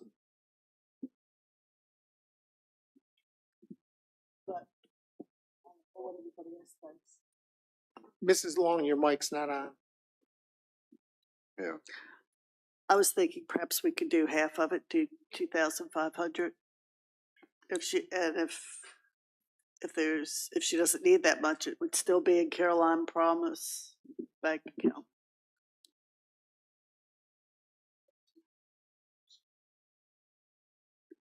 What is Mr. Forehand? I'm okay with 2,500. I mean, we could split the difference. Yeah, go I'll 2,000. agree with that. The only concern, I'm not trying to be Mr. Bah Humbug here. My only concern with this is, by sending her here, that puts a lot of pressure on us right beforehand without us knowing. It really does, and there's a lot of people in this county that have a lot of worthy causes, and that puts a lot of not on the agenda. It's come up in front of us, and we've talked about this before, but it really is. There's I just don't want a whole line of people coming and saying, "Are this worthy cause, that worthy cause?" Because if you go to the high school, you go to the middle school, you go to the elementary school, we have all kinds of worthy causes in this, and we can't. We are giving taxpayer money away, so we can't literally fund every single. And I worthy agree cause. with that. My concerns are that I don't know what this competition is, but the reason I went that way is because of who sent her or advised her to come here, because Ms. Baker's done. She's done so wonderful many work. things. She's done So wonderful work for my the county. trust is sort of in her. I don't know anything about this competition. I do know from having a daughter who did some of the smaller competitions years ago, it's not cheap to travel and buy outfits and that type of thing. But I just think we need to support her somewhat, since she's representing the county. Is she a student at the high school? She was. She's recently graduated. Okay. I believe she's 19. Okay. Ms. Baker Latney mentioned this to me in October, and I told her to try to go through Caroline's Promise. Their board didn't do it. We didn't meet until now, so it's been a few weeks since she's had that. So I'll go ahead and make the motion that we increase the appropriation to $2,500 for Caroline's Promise and let them do that. Okay, I have a motion. Do I have a second? We have a motion and a second. Any discussion on the motion? All those in favor say aye. Aye. All right, motion carries. And it is really a tourism issue. I think I'd mentioned it to Mr. Wilson before about using tourism money, but Okay, fine. All right, unfinished business, continued discussion of the zoning ordinance for parking and loading requirements. Good evening, Mr. Chairman and members of the board. You should recall that you held a public hearing on September 10th on this topic. At that time, we were proposing to increase the size of parking spaces from 9 by 18 to 9 by 20 and increase the travelways to 26 feet.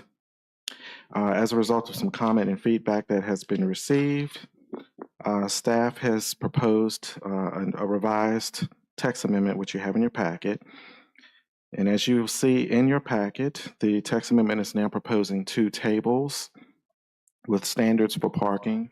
The first table is devoted specifically to parallel parking, and it allows variables in the parking space stall size and the aisle width based on whether parking is on one side or both sides of the aisle. And then the second table that you see in the packet is devoted for standard parking spaces. And similarly, the standards for the stall size and the aisle width vary according to the angle of the parking. The parkings that you see in the table, 45 degrees, 60 degrees, and 90 degrees. Now with 90 degrees, we're still proposing a 9 by 20 size space, but we have incorporated a provision that there could be consideration of a reduction of that space if it adjoins, if there is opportunity for it to overhang. And if this amendment were to move forward, I would just like to note it has been, we have received some preliminary comments from Fire and Rescue. They are comfortable with this amendment that you have in front of you. Just have one comment that they would like to remove in the table B that pertains to standard parking. In the clause that states that the fire lane should have a minimum width of 20 feet and a maximum width of 24 feet, Fire and Rescue would like to remove the maximum. They just would like for the ordinance to just have a minimum and not specify a maximum, so that if someone wants to propose more than 24 feet, they would have that ability. So that's all of the comments or presentation that I have as staff. I can try to answer questions you might have at this time. What is 60-degree parking? I know what 45 is, but I don't know that I've ever seen 60-degree parking. Yeah. It's just the angle you pull in. Well, I understand it's an angle, but everything is usually 45 or 90. I've never seen 60-degree parking, I don't think. Yeah, there's 60 degree. That's more standard than 45. If you look at 45 as, you know, Yeah, no, I understand the angle. you know, I just was surprised at that. I'm Okay. I'm curious, did you receive the letter from the Fredericksburg Area Builders Association? For last month's meeting, I did. If there was one provided for tonight, I did not. Okay. We got something in our packet.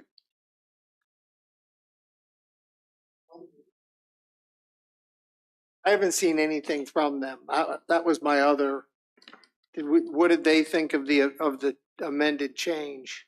Staff hasn't received any comment to my knowledge. Sure. If I could comment on that. We listened to their comment. I really don't care if it gets into their pocketbook. What I want is our citizens safe and our trucks to be able to get where they need to be. And if they have to drop their price on a house or buy a little bit more land, so be it.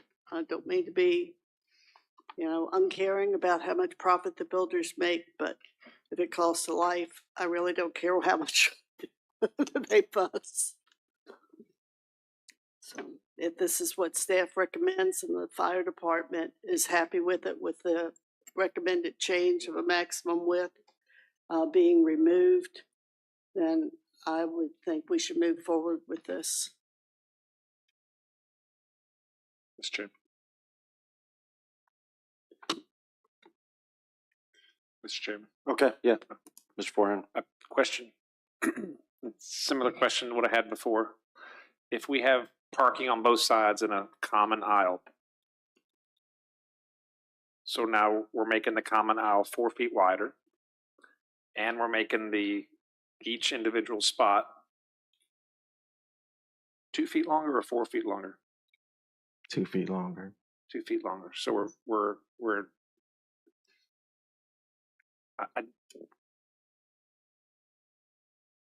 I struggle with 8 feet per aisle. I'm completely fine with the 24 aisle. I don't think we need eight more feet for parking, for 90-degree parking. I just think it's excessive. So with the 24-foot width aisle, with the 20-foot parking space, it's 4 feet additional. Correct. I think 4 feet is a good amount.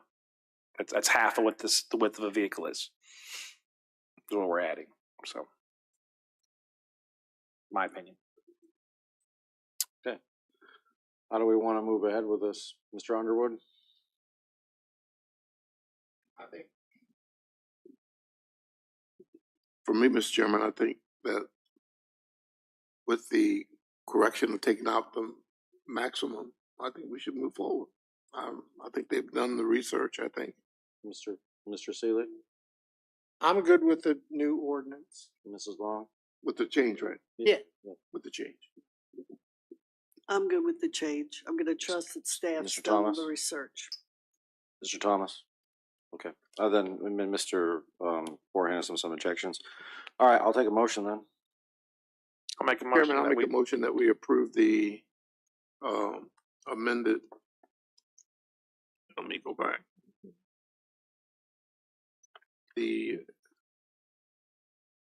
I don't want to say this. TXT We're sending this forward to.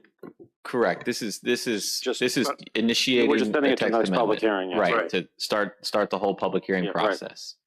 So we're moving it to public hearing. Right, move it right to public hearing with the amended that we take out the maximum Yes, sir. language As amended. as amended. Mr. McKenzie, so this could technically still be revised at public hearing? Absolutely. Okay. But we can't make it, can we make the spaces bigger or we have to make them smaller? You can't make, if you make a substantial change, then we'd have to re-advertise.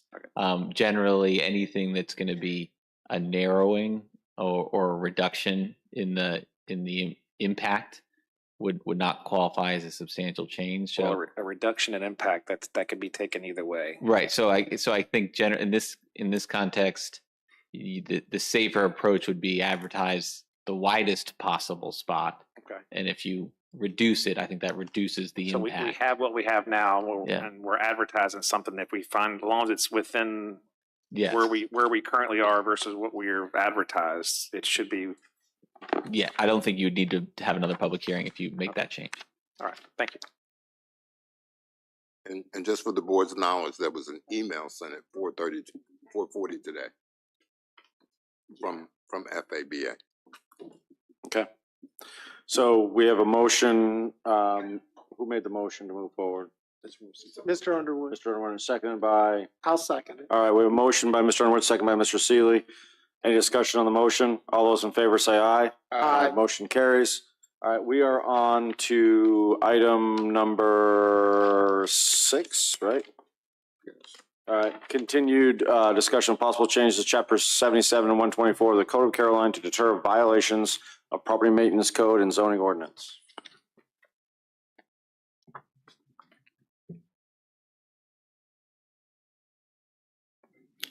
Okay, Mr. Chairman and members of the board. This topic was originally introduced at your meeting on July the 16th. At the September meeting, there were some questions related to the county's enforcement process and data regarding outstanding violations, which staff has attempted to provide you with some data. We're coming before you this evening to show you the draft text that has been prepared in coordination with the county attorney. I'll need a few moments to go through the draft text with you. One thing we would like for you to keep in mind is that this is in draft format, it's not finalized, and we are open to receiving comments and feedback. As you'll go through the ordinance, you'll see particularly we will need feedback with regards to the proposed fine amounts.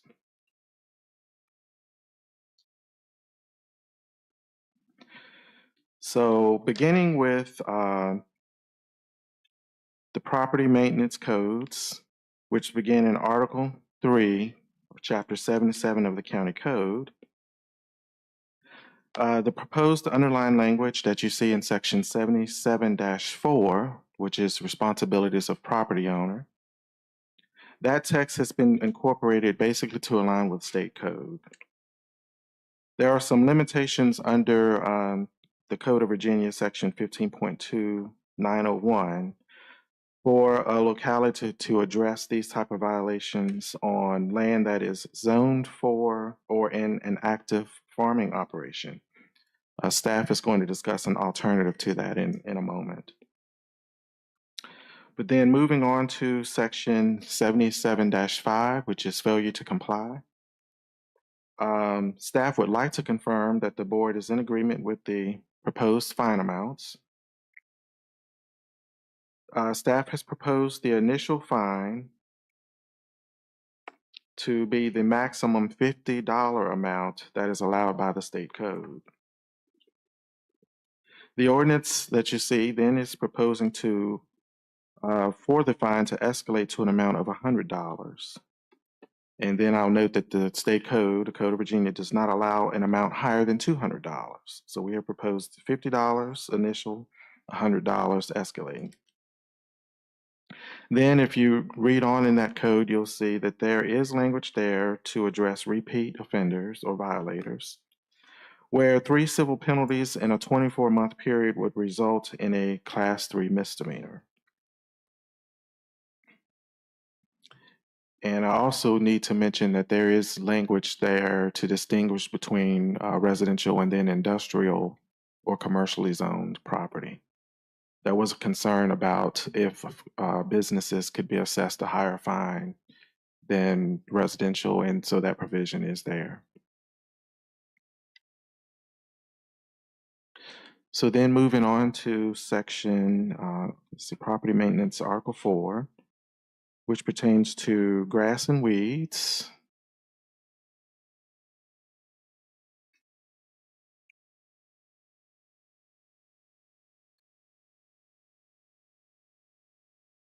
Okay. There we go. All right, so moving on to Article 4, which covers or regulates grass and weeds violations. Staff has proposed to retain our current provision of 15 inches in height in section 77-7. Like trash and garbage violations, there are some limitations under the Code of Virginia to address grass and weeds on land that is zoned for or in an active farming operation. And as I mentioned earlier, we'll mention an alternative to that in just a moment. But then moving on in section 77-7, items B through E is new language that has been added that basically aligns with the state code, and it authorizes a locality to control running bamboo and noxious weeds, such as Johnson grass. I have a question, Mr. Chairman. I read this section and was surprised, and I was gonna ask the county attorney because bamboo is something that is in many places. And when you're driving around, you see it creeping across a lot of places. So what would we do as property maintenance? What are we gonna do to somebody that's planted bamboo that is now rapidly crossing? I mean, I will tell you, to stop it is not simple. And so when I saw this, though I thought it's a good idea, I was just wondering, what is the remediation factor in this? If I can add to that too, there's something in there, because I highlighted too, curled thistle. I mean, what are we gonna do, go around, what species do you have? I mean, I don't understand how we can say, all right, hey, you have curled thistle and you can't be growing that. I don't even know what curl thistle is. Yeah, I mean, believe it or not, I mean, these aren't types of vegetation that I came up with. This is in the state code. These are the ones that have been identified as eligible for this type of treatment in local ordinances. To answer your question, that failure to maintain running bamboo would be dealt with as a violation of this section of the property maintenance code, like any other violation of the property maintenance code in that section. But we don't, so what's the prescribed remedy? I mean, we have all kinds of laws that have no penalties. Right, this would be civil penalties. Right, but it doesn't stop. What is let me go back. Who enforces this? What do we do? What do we make the owner do? Because short of that, I mean, we have had people with various and sundry violations that, you know, we've all experienced, they move something and then they move it back, or they move it 20 feet and it's okay because that's not the violation. But when you're talking about some of these invasive species, I'd like to know when we find them, what are we going to make them do? Who's going to, first of all, who's going to go verify that's what that is? Because I don't expect anybody in planning and zoning to go, you've got, you know, kudzu, you know, brand alpha that's taking over, and there's a Bravo and a Zulu that, you know, you can have. But who identifies who, because this could turn into a real tail chase with neighbors. Well, that was my question, Mr. Seeley, because I was just thinking my neighbor plants bamboo at the property line. Right. But then it creeps over into my yard. So am I now going to be the violator or what? So how do we work that? And who identifies it, and then what is the prescribed remedy? Because this stuff, I mean, short of a backhoe and digging down, I'm going to tell you, even 6 feet sometimes doesn't stop it. But I'm just saying, I want to think this through, because we've been caught in things before that this looks great on paper. I don't disagree. What do we do? What is the prescribed remedy? What do we tell the neighbor we're going to make them do? So let me give you a personal experience from a situation with bamboo. Property owner planted the bamboo left their property, went onto the other person's property. It was a violation, it was called in. The county asked the property owner that planted the bamboo to have it removed and stop it from leaving their property boundaries. The fact that it's a natural weed and it grows, it's still that property owner's responsibility to control it and keep it on their property. Very similar to erosion. If I do a project on my property that creates erosion, I don't have the right to have that erosion leave my property boundaries and go into my neighbor. So very similar to those plants that someone plants, they have the same responsibility to maintain it on their property, because I don't want bamboo on my property, and that neighbor doesn't have the right to allow his weeds or his plant to encroach on my property. So just like now we get a violation or a complaint, then we go out and we'd investigate. In terms of determining what species of plant it is, well, fortunately, the extension agents would allow us to identify a particular species of plant. So there are mechanisms out there. And now, even there's an app on the phone, we can take a picture of a particular plant and determine what it is. So fortunately, through technology and the help of our extension agents, we can determine what species plants are. But in terms of a plant running off of someone's property onto another person's property, it's a violation, much like any other encroachment on somebody's property. I would tell you, like Chris said, this comes out of the state code and is probably geared more towards urban environments where people plant bamboo and you have encroachments, versus a rural locality like Carolina.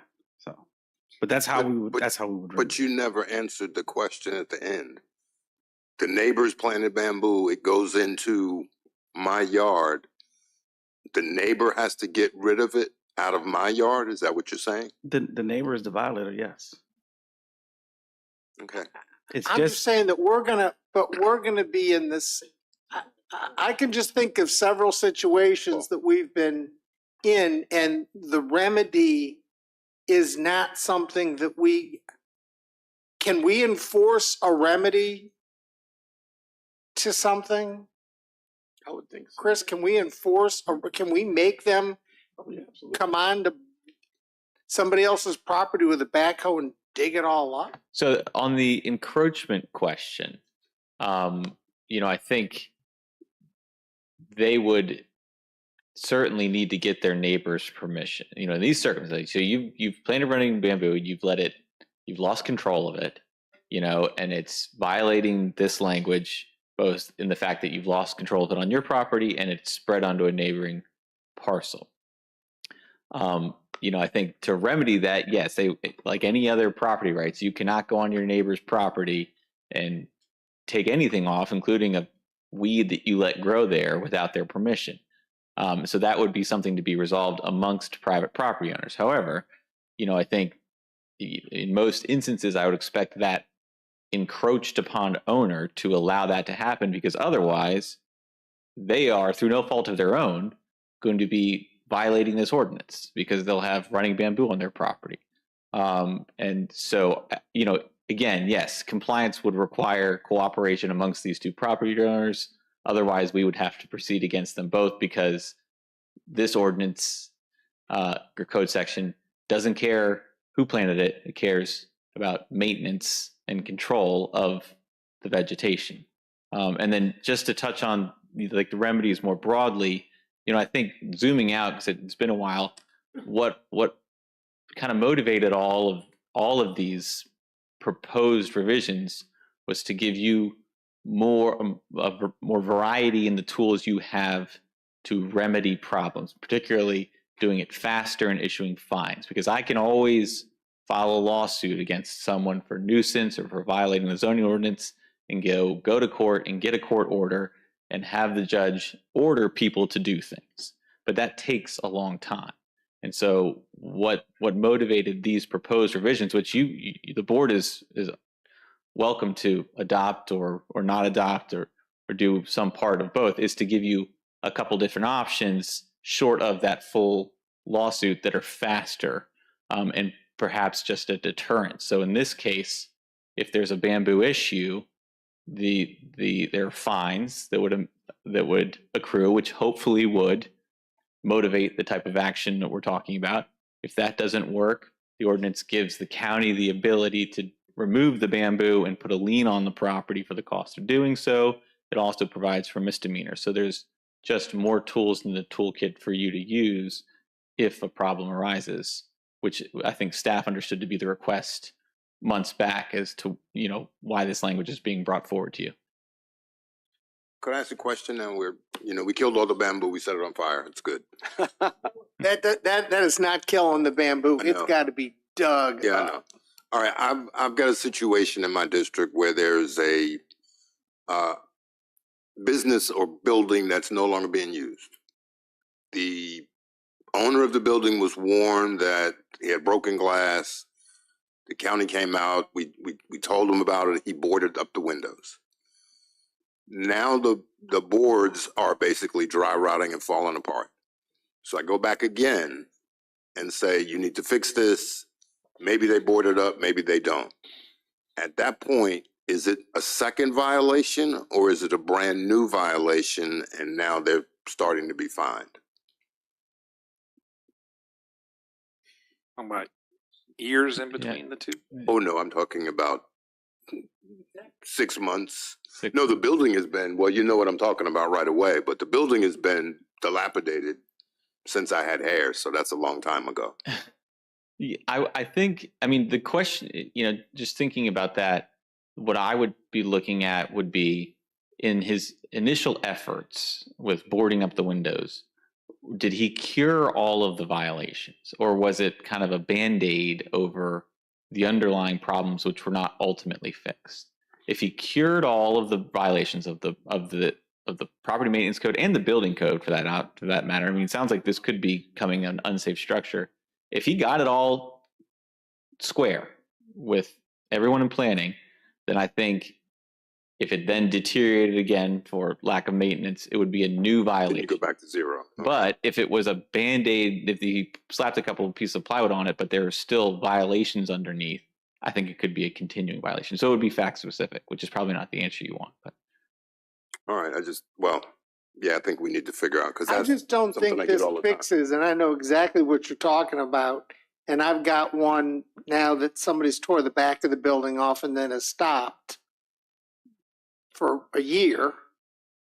And so I don't know that this, though I found parts of this interesting, really solves some of our bigger issues. Well, yeah, and I think it gives us a tool. I was going to say teeth, but maybe a tooth. To kind of say, if you keep doing this, there's a penalty behind it, because it's a cat and mouse game now. Sure. Yeah, and importantly, as I'm sure you noticed in your review, that there's buckets here. We're talking about, is there trash accumulated? Like, that's what we're looking at with the first one. Are there grass, weeds, bamboo, that sort of stuff? Inoperable vehicles, and then the zoning ordinance is zoning penalties. So any violation of the zoning ordinance that's going on. And a fifth bucket would be the building code, which are dealt with under the building code. But staff's going to be looking at not just general dilapidation, but all of those specific buckets, and this gives them tools to say, okay, because they tend to occur in concert, right? So you've got dilapidated building, you're going to have the grass growing, you're going to have trash and litter collected, but they each have to be addressed in each individual category. See, this works for the abandoned cars or guy I had before, because he'd move his cars to the front, then move them to the back, and it was a new violation theoretically. Mm-hmm. Well, and that's sorry, I didn't mean to interrupt. That's one that we see frequently, and I've frequently worked on, and that's another example where the county has different. Previously, when you had a bunch of abandoned cars, as you might recall, we've had to go to court and say you're functionally operating an illegal junkyard. You're not zoned for that use. Zoning violation lawsuit. And by kind of beefing up some of the inoperable vehicle language, we have another tool to say you can have this many inoperable vehicles, no more, and these are the rules for the road. And they aren't mutually exclusive, but it's just another tool in the toolkit. Yeah, and my intent behind this is anybody can be a first offender. Anybody can have a car in their backyard or two cars in their yard, whatever. But once we tell you, then the penalties start kicking in. And that's really what I'd like to see us do. It seems like we can go ahead to public hearing and then see what citizens say and people say to, maybe fine tune it a little bit. Sure. And it's not going to be a perfect ordinance either way. Right. Yeah. Few are. But to Mr. Forehand's point earlier, you're better off initiating the amendment as broadly as you may want to consider, and then trimming down through the public hearing process. Okay. The other thing too that I think, go for it, Ms. Long. Go for it. On the weed and the plant thing, I'm wondering how we would work on this. There are some things that show up in people's yard they don't know about. I mean, I bush hog Johnson grass all the time because it's around the neighborhood, and those little seeds blow, and the deer bring it, and the fox bring it, and it's there. I mow it down. But there are some things that if it was in this list, I probably wouldn't know what it looked like or what it was. That I could get a notice and I would be asked to remove it, but without a first notice, without a penalty, I would assume. But what about things that I'm thinking kudzu? It grows on the river banks, it goes up the trees, it travels forever. And yet it's difficult for the regular person to get rid of because the states can't get rid of it. How is that type of thing going? How are we expecting a homeowner to handle something that other people can't control? Do they get a leeway on this? And I wasn't sure on that when I was reading this. Because I'm trying to get my husband to let me put goats on our riverbank so they'll eat the goats too. They'd be eating off around the bottom.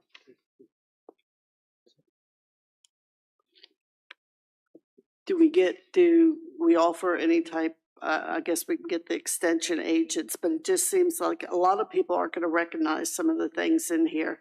And maybe it's just going to be there in case a neighbor sees it and they inform us about it because they can't get along with their next door neighbor. But I guess what I'm saying is I'd like to know how staff would react to some of these little weedy things that are in here. How would you handle it, Brad? Well, we operate on a complaint basis, so it would be the result of receiving a complaint from a citizen. And in my understanding in reading this, I mean, it's fascinating reading it, but the reality with a lot of this stuff is there's a warning that is sent. I don't think that the counties, I don't think our purpose here is, hey, look, you did something wrong, we're going to fine you, up to the $3,000 or up to the $6,000 for a business. I think the purpose of this is we're going to give you an opportunity to correct the situation. And there are some people that will correct it, and then there are some people that will not, but at least it gives us, and we have that problem now where I think all of us in our districts have a violator, whether it be the broken down cars or the grass or what have you, that you no matter how many times we send letters, it's not being fixed, or it may be fixed for a week or a day, and then we're back at it. So at least this gives us, the purpose of us is not to be big bad Caroline County. I think the purpose of this is to say, hey, look, there is something else that we can do to come after you if you're not taking the letter seriously. That's at least my interpretation of it, which I got to admit, I was kind of laughing at some of the details because I didn't know what curled thistle was, but I mean, the reality behind it is I think that's it's going to be a good thing. So the language in B through E is coming directly from state code. Yeah, right. Okay. It's a good start. So you want to move it to public hearing? Yeah. Is that what you need a motion? Yeah, for? I'll need a motion. So moved. So I have a motion to move to public hearing. Do I have a second? Motion and a second. Any discussion on the motion? All those in favor say aye. Aye. All right, motion carries. We are to new business. Adoption of a joint resolution of Caroline County, Virginia and Spotsylvania County, Virginia, referring their proposed economic growth sharing agreement to the Commission of Local Government for review. Finally. So moved. Finally. So moved. Finally. Oh, you're not ready, or you want to talk about it? I just made a motion. No. That's fine. It's a motion to adopt the joint resolution. The only thing I would add, in your staff report, it says Spotsylvania is expected to vote on this past Tuesday. They did. They approved it. They approved it. I got it, yes. So I will say this, Mr. Underwood, we were in that meeting 5 years ago. It was 5 years ago that we started this process with Amazon and Spotsylvania. So I know there's some people that think this wasn't going to happen, and sometimes we were wondering it is actually going forward. The water is being provided, so not by us. So anyway. Could you call the question? Yes, call the question. All in favor? Aye. Aye. Motion carries. All right. Mr. Forehand, was that an aye? Okay, so he shook his hand. All right. Next one is new business. Let's see. Request for proposal for capital projects financing.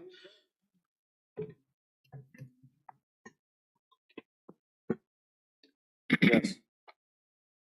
We were a little out of order there. I think we need a motion to approve and then a second, and then I made the motion. vote. You made the motion? I made the motion. Yeah. I didn't think, was there a second? I didn't. Mr. Ford. Mr. Oh, I didn't hear. I'm sorry. Yeah. Yep. Thank you, Mr. Chairman, All for right. clarification. All right. Before we get to Stephen Geis from Davenport to go over our RFP results on financing, if you can recall, we had park plan with about 4,984,000 worth of improvements that we had discussed. And then y'all included in the RFP for borrowing $2.5 million. And then y'all were gonna rank the projects and come back to us with what project was which, or whether you're gonna borrow the $2.5 million, because that's one thing we've got to tell Davenport tonight. All of our bids went out with that as an option, so we're not locked into that $2.5 million financing. You'll see in your staff report the various things that were in the budget that we're seeking financing for, including the school efficiency projects at the Rappahannock Withdrawal, but that park improvement of $2.5 million, that can be taken out. And so on the back page in your packet is the list of the projects under the park projects. And there was much discussion on lighting, turf fields. The one thing that I was sort of adamant about was the $200,000 to try to get started on the design for the building at Low Massey Park, because that does have a reversion clause, a 5-year reversion clause from when we got that property deeded to us. So I think we need to be, getting that moving. The others, obviously, while important, could wait a little longer. Didn't we say we had the money that we could actually use in general fund reserve for the design of for the building? We can. I'm not saying you need to borrow for it. I just don't want to lose sight of that. If we take the borrowing out, I would still like that to get started on that, because that can take a right good while. Getting an architect, getting a design, and having a committee to look at it and work with the architect on what we'd like to see down there. Will we use the same architect that's been working with us for the fire departments? That give us a break? We can ask. We haven't really talked about who we would want to use. So, all right, thank you. As long as I like the idea of we all just go around and see if we see a newer building and use their plans. Right. We've kind of got to fit it in the footprint of the existing.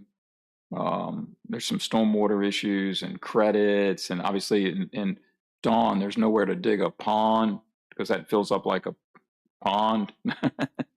So there's some issues around that when we tore the building down that we're aware of. Now we've left the whole floor there for that purpose, so we kind of got some things we got to work around, and stormwater management trade-offs and all those kinds of things. So I guess I'll go ahead. What do we think about the park improvements? I'll go ahead first, and I will say that I have gotten, the people that use the park over there in the Milford area where we have the baseball, softball field, we have the Mr. Forehand's trail that he did years ago. Was responsible for that. We have the pickleball courts. The people of this, Mr. Underwood had talked earlier about being a whole countywide. The people that will go over, they love it. They love what we've done over there. People use it. We get tons of compliments, and it is a attraction to the county. It's beautiful. What Mr. Schiebel and Public Works have done is awesome. It looks amazing. And I really do believe the most, I'm not big into it, but I know the fields that are used the most are the soccer fields. And I have no interest in soccer whatsoever, but I know that the kids, Mr. Why can't I? Howard. What's that? Mr. Howard had talked when you and I had community meetings, or when I had meetings with them over the summer, as far as staff meetings are concerned. One of the concerns that was issued was that they just can't keep up with the grass. There's just, it's so used. You literally, you can't. It's just being trampled on. Their fields have no time for recovery whatsoever. And I really would like to see us start going to turf fields, and to me that's a big one, just because of the fact we've talked about the lighting at the softball. Mr. Schiebel gave us an update that there was holes. Baseball, literally. yeah, the baseball field lighting. Baseball and softball field lighting literally have holes in them from where like woodpeckers and stuff have been doing it. So we took that, we didn't do that in the last upgrade, and that can be a safety issue as well. So I would like to try to see as many of these possible on this list for Parks and Rec that we can do, because the whole county uses this stuff. It's not just people of, that area use it. It went from Dawn or Port Royal and Bowling Green and Western Caroline. That's just my 2 cents. Mr. Chair, I understand these are all good things. It's just we're looking at borrowing a lot of money, and I don't think it all needs to be done at one time. I understand about turf fields, but if somebody wants my vote for turf fields, they're going to have to show me this proof that more injuries do not happen on turf than they do on natural grass. I understand the maintenance issue, but I've got to look at the safety of our young athletes first. So somebody needs to get me some reports before I put before I put more than $2.5 million into turf football fields or playing fields that kids could get injured on, which would prevent them from playing as they get older, or take them out for a season. So that is something I would request that staff get to me in the future. And unless you all go ahead and vote for it tonight, but I'd still like the information. Safety first. Mr. Chairman. Yes, Mr. I think we need to understand that the fields, despite the best efforts from buildings and grounds, the fields in the current situation are not okay. Right. What direction we go is up for the board. I mean, whether we go turf, whether we attempt a different type of grass, or whether we simply add irrigation and try to let fescue work. Because right now we have no irrigation and it's sandy soil, and it becomes a dust bowl, and they can't grow grass when it's dry, like what it has been the entire month of October. Right. We haven't grown one piece of grass countywide, even though there's seed in the ground, and it's just now getting its first water a day and a half ago. Yeah, we drilled in seed all over the place. Yeah. September and early October. I mean, And we it's got just been zero too- sprouts yeah. unless someone happened to urinate in that one spot. Yeah. One of the things that, I had challenged staff to think about it, that we weren't going to ultimately do turf fields. Where else could we build fields so that we would have even more room to close off some fields and play on something different? Look at how we're using the fields and something different. Anything we could do to try to improve the situation there. But that is part of the problem. They're used by Parks and Rec, schools, and the general public with their own soccer leagues coming in there and displaying on them. So they just.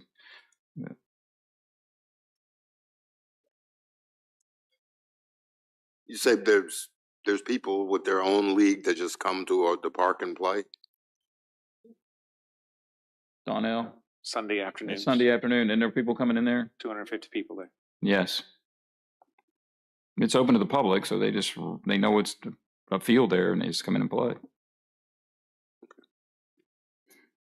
And it's not fenced off, so we don't really have any way of. No, I was just curious. They get a lot of use from the programmatic use plus just public use. Okay. Now the land behind the current football field is not county owned. The schools, right? What do you mean behind?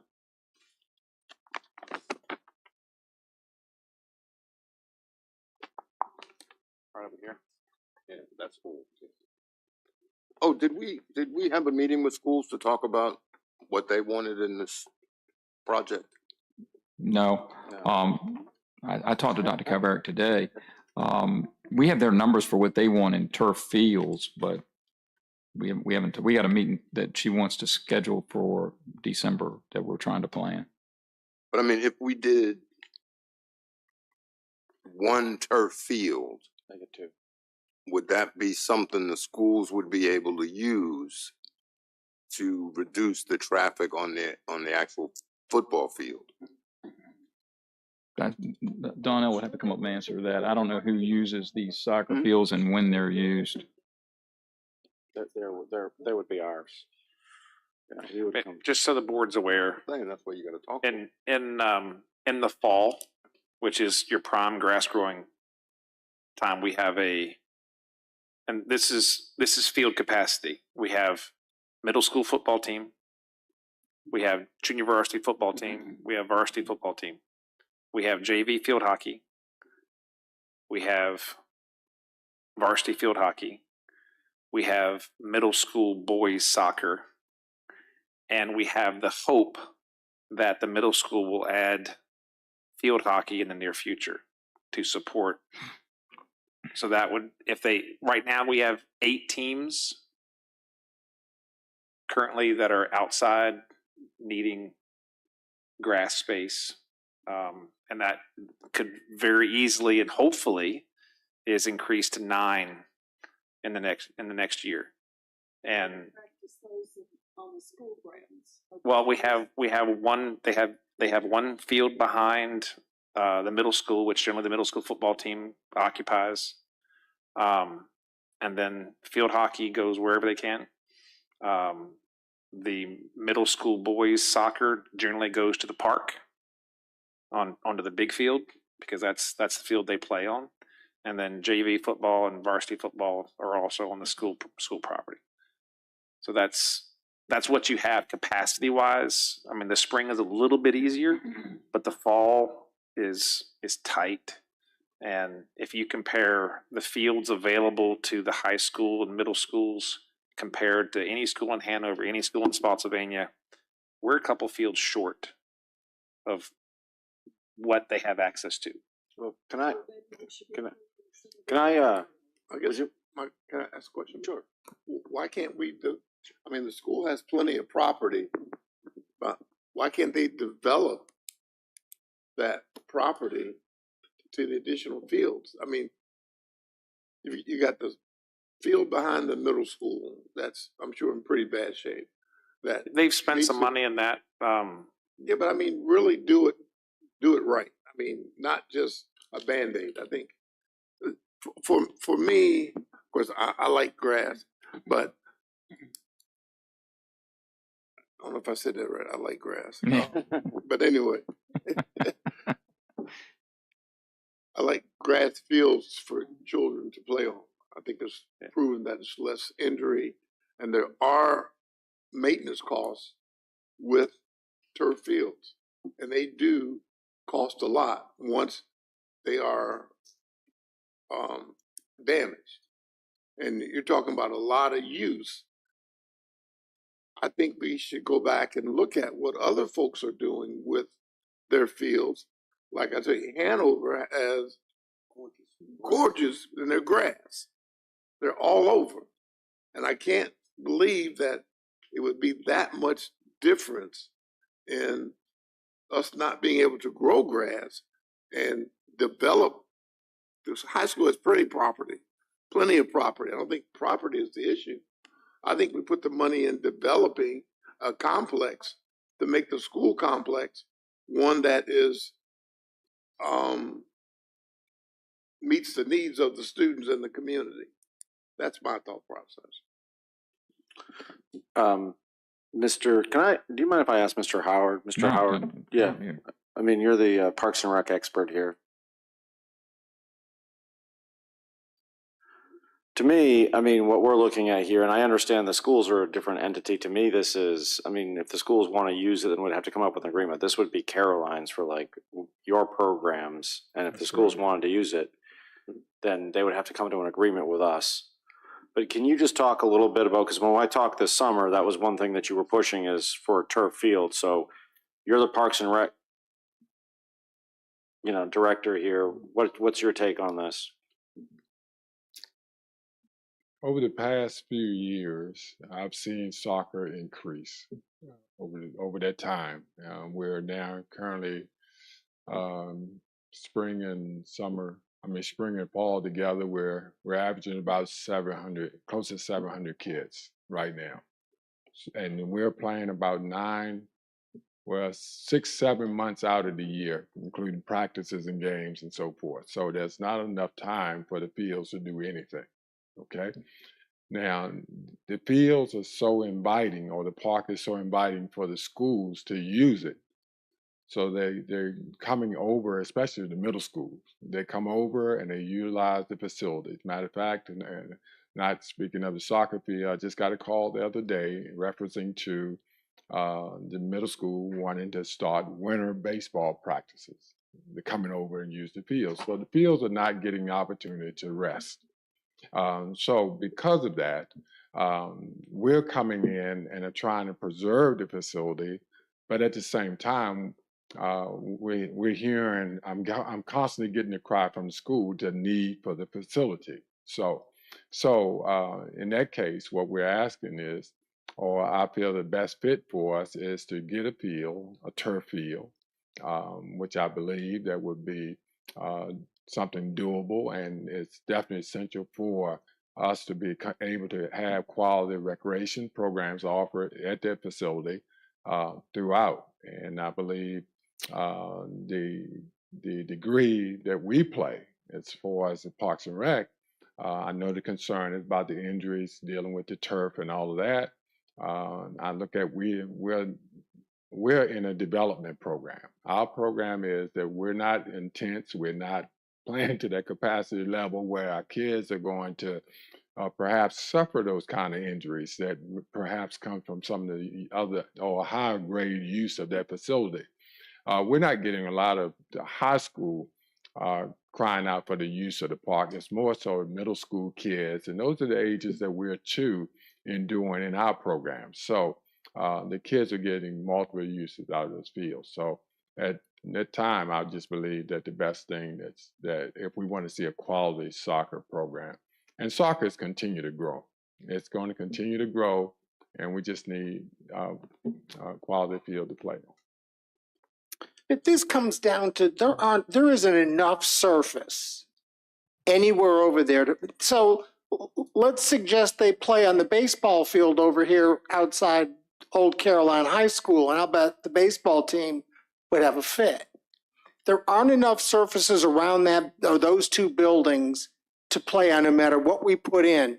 Turf is going to get destroyed. Nothing is going to sustain this nonstop use. We don't have enough ground that we can rotate people on, turf or non-turf. There's no middle school fields, period. Period. That's part of the problem. So we're taking our parks and rec fields and they're nonstop being used, and I get it, but there's other property over that the school owns that they should be able to turn into fields that would give our facilities a chance to rest or to be reseeded and grown.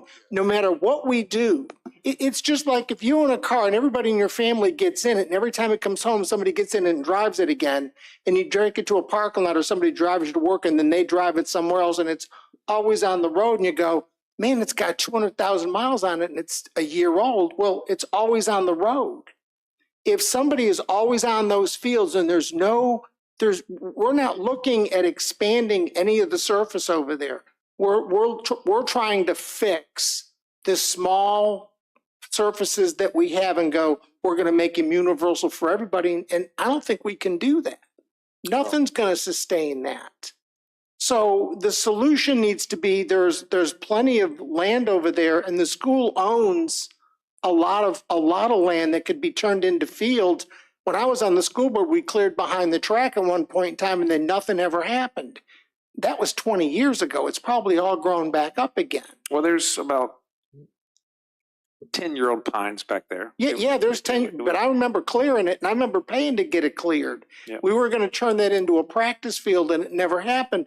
But we can't solve a problem that is so concentrated on the land that's there, and the density is so high with users that we can't rest anything. I mean, what if the soccer field was 5 miles from there and we said, hey, you've got to go to, if we'd gotten a school site from Belmont that we could have turned into soccer fields or baseball fields instead of a school site, we didn't get that. But that would have given us a site 4 miles or 3 miles from the high school and the middle school go, you got to go there. And they go, we can't. See, if we tell them they have to go someplace else, are they going to go there, or are we going to have the same problem?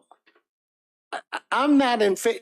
I mean, we were told in the very beginning that we shouldn't be borrowing a whole lot of money right now. And we've gone from the $4.5 million for the energy projects at the schools to almost $10 million. I don't know that we should be doing that right now because we don't know what else is coming.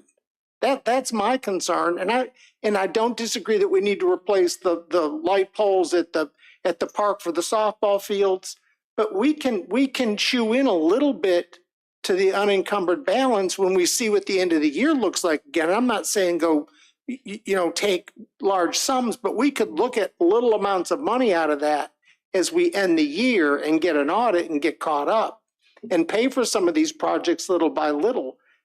Turf fields right now, to just say we're going to borrow, almost $10 million and 2.5 going to park improvements. We talked about this in the beginning, having a tough time doing the 9.5 that we needed for the HVAC. So how did we all of a sudden double that? That's my concern at this point in time. It's not that I don't think any of this needs to be done, but there needs to be a comprehensive plan about how we're going to expand fields. It's not fair to Parks and Rec that everything they own gets used by everybody, and what the school owns get used by just the kids on school, because we know, as we've just been told, that park is busy on the weekends. There are people there nonstop that we can't control. So we need to be mindful of what we're going to do, but I'm not in favor of more than double what we said we were going to borrow in the spring when the bond council said, you guys shouldn't be you can borrow some, but not really sure you should be doing it now based on the trend of our debt. Those are kind of my thoughts. And I agree. And I think the only available, easily converted land is that land that y'all cleared many years ago behind the fields that would require an agreement between the schools and the board. And there would have to be some access from the park side to those fields. And what about but it's not going to make the current fields better without. You've got to relieve pressure to solve. Correct. And we need water. Right. Well, the water tower is right there. But you're not gonna, So we should have been using some of that. Well, to try to keep it alive.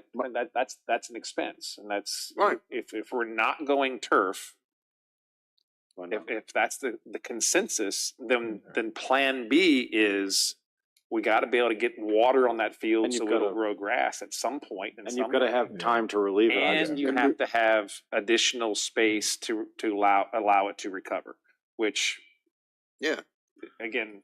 Unfortunately, the topography there is not conducive to just bulldozing down some trees because you got to move a lot of dirt to really. Yep. Unless you cross over that little low area and get over into behind the football field, that's the only flat area. Unless you go past the bus garage, that's the next. Or you go.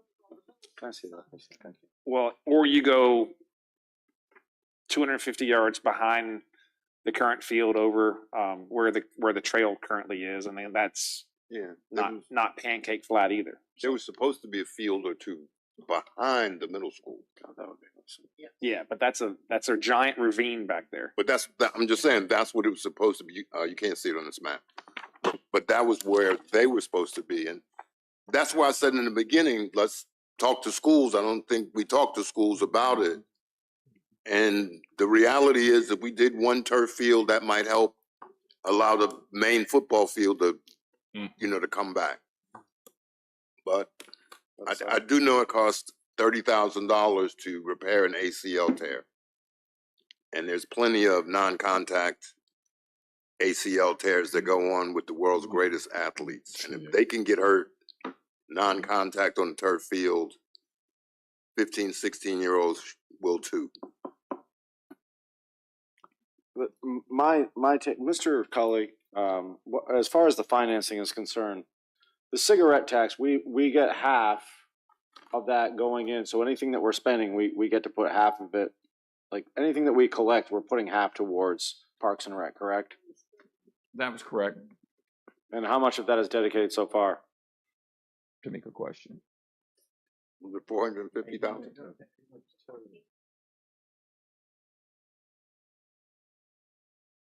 I have 100,000 reserved. We budgeted 800,000 total for cigarette tax, so it would be about 400,000 a year. And that's what we had figured we could pay the debt service on the original loan amount. One thing I would add about, and I was just talking to Mr. Schiebel real quick, we're in a groundwater management. And so just because there's a water tower there doesn't mean we have water to irrigate. So we would have to probably dig another well and or hook that system to MC Dean, where we're connected back over to Carmel Church, where we're in the bedrock, where we're not limited to the amount of water we can pump.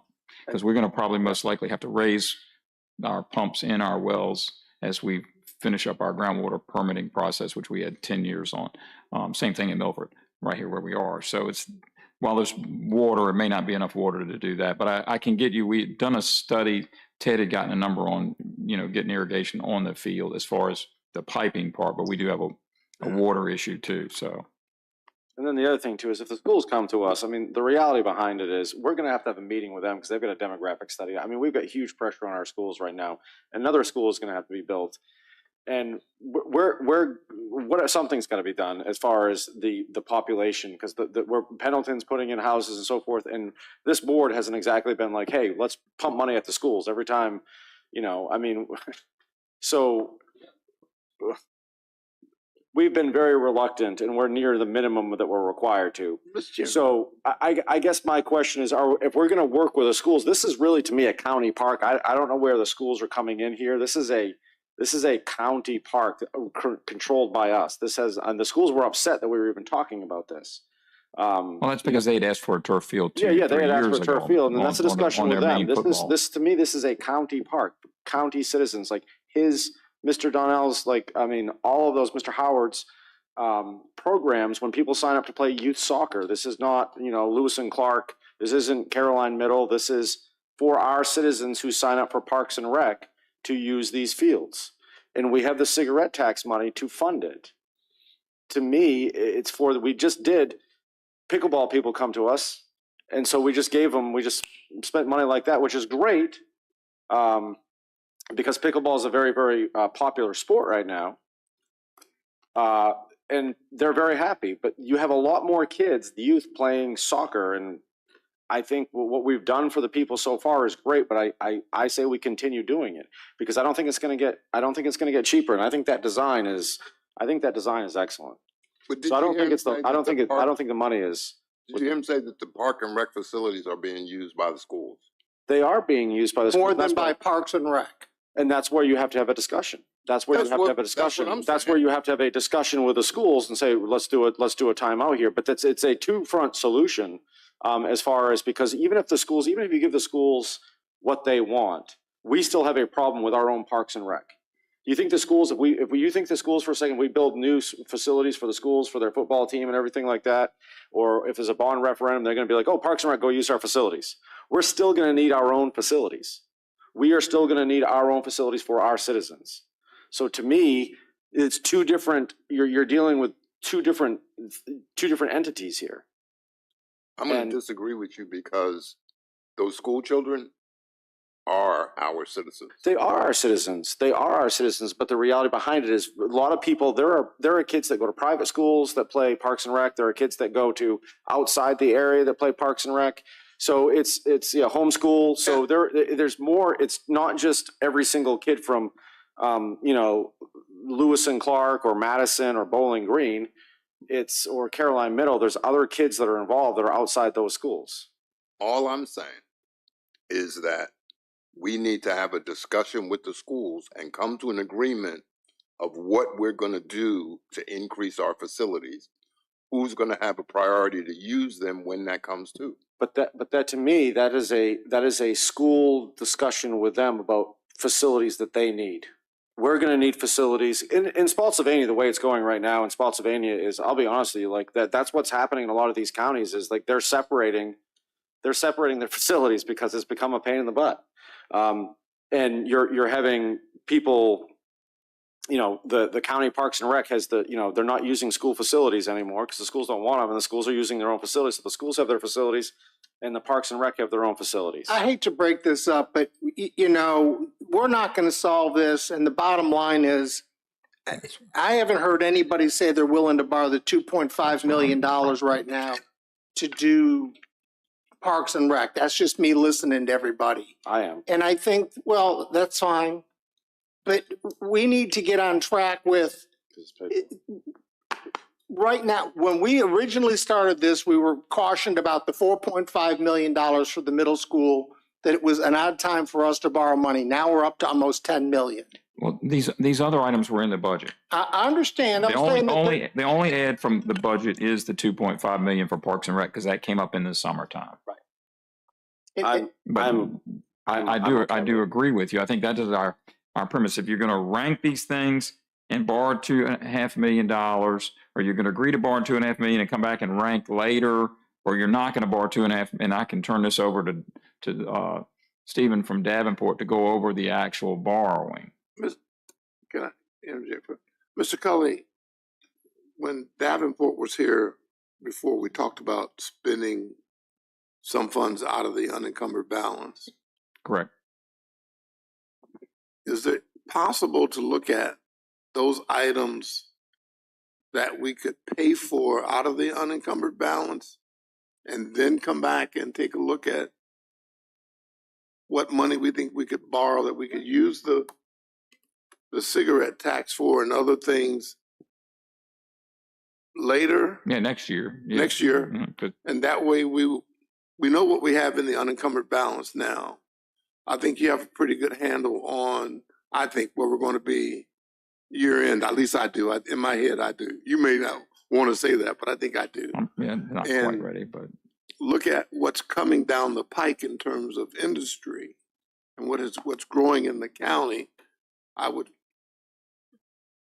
would say, just from the outside looking into your office, that financially we're going to be in pretty fair shape next year.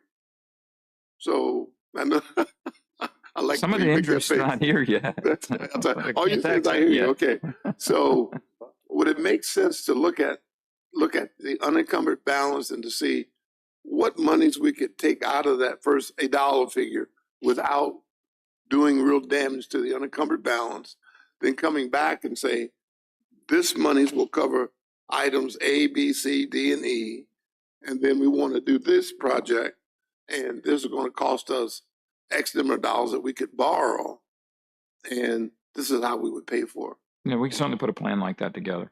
Does that, I mean, board members, does that make sense, or am I way off? I mean, that's a good plan as far as I'm concerned, but I would also like to say, let's have a discussion, whoever, if it's staff, have a discussion with the schools to say, these are the facilities you need, these are the facilities we have. What more do we need? We need to have a meeting with schools anyway, because they just finished their... Like I said, we've got one, we're working on scheduling for the first week in December. Okay, because... Staff level. Okay. They would like to have a meeting, a separate 3-hour or so meeting sometime in January, not on a board meeting night, to talk about demographic study and all the things they've got. But staff's going to get together in December. I talked to her, she called today. Is that demographic study finished? Is it completed? It is. And I think so, yeah. Can we have that prior to the meeting so that we can go through all of the information? So there's no... I don't have it yet, but when we get it, right, I will certainly pass it along. Right. I think they just made some presentation to the school board Monday night. Because But the big question of the day is, do you want to borrow this $2.5 million? Mr. Chairman, I make a motion that we remove the $2.5 million from the borrow money. I'll second that. You want to remove it from the permanently or just from this borrowing tonight? Next year, after the budget. No, next budget year. So this time, or a little bit earlier next year, fall. Can you delay it until December? That becomes I don't know when our bids are due. Stephen, come on up to the, Stephen Geis, with Davenport, and they put the RFP together. The proposal that we're recommending, if you elect to move forward with that proposal, you can change the borrowing amount down. And it's also, the rate will be held, and we just need to close by January 2nd. Okay. So we could go ahead and borrow it and then use half of it or a quarter of it if we wanted, whatever, correct? What he's saying is that we can keep the 2.5 in and then pull it in December. Yes. Right. Okay. Yeah, and Chris, jump in if I'm off base there, but I believe that's the case. Because they just need to approve the proposal tonight, right? Okay. That's he's got a motion. Yeah, I think, what we need tonight is if we want to be able to take advantage of the proposal and lock in the rates they gave us, Right. we would need a motion to approve that tonight. But I think we can take the direction from the board to say, this is what we want to borrow. And if we can approve this proposal, but if removing the 2.5 million is not an option, then we will not proceed and we won't to closing. But I think, so what I'm saying is, you approve what's presented tonight, like Stephen said, and with the understanding that the 2.5 million needs to be removed in order to proceed to closing. Right? That's right. I think what they're considering is, some are considering leaving the 2.5 in. Do they have another meeting to leave that in or not? I thought it needed to be decided tonight. Are we borrowing the 2.5? That's what We need to know that. Closing's January, but right. We can't wait until December to make a decision. 2.5 tonight. If you approve it with the 2.5 in, that's what we're borrowing.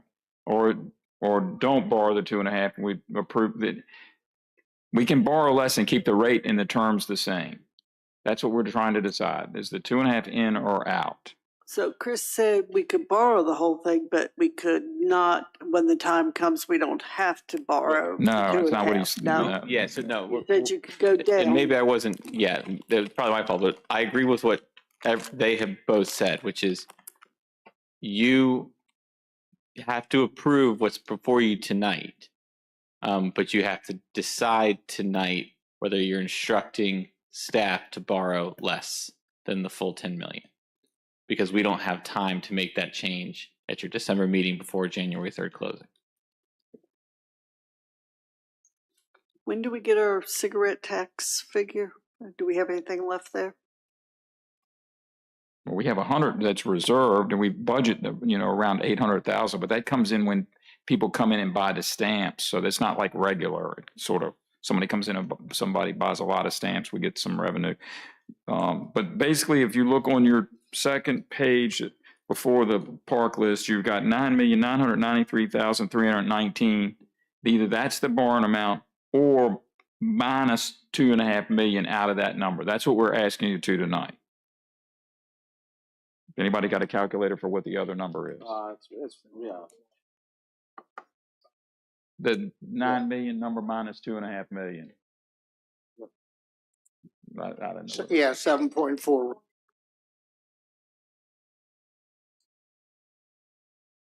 And your motion is to do the 7.4.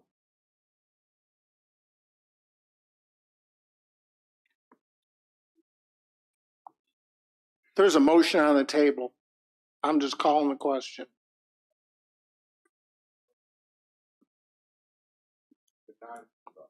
The 9.993,319 that's in our number, that without the 2.5, we're talking 7.4. Correct. Okay. So why does 4.5 and 1.2 not add up to 7.4? 7.49493. But those, see, I'm missing something. They're on the front page. Those are all of the front page. Well, I'm not adding. Truck, green, sheriff's vehicle, 763,000, which you've already approved. Yeah. Sorry, you were just looking on the back page. I was just looking at that one thing and saying the numbers that doesn't add up. It doesn't. Front page. Okay. So with the two, the numbers would add up. Okay. So we're talking 7.4 if we take the parks out. What is, 7.493, Okay. 319. what is the difference in debt service between the two?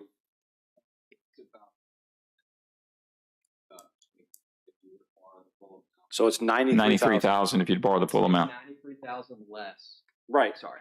93,000 less if you take out the 2.5.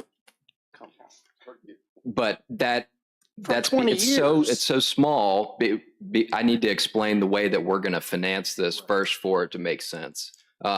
Because we're going to be doing it on an interim basis, given that we didn't have the necessary collateral available to pledge.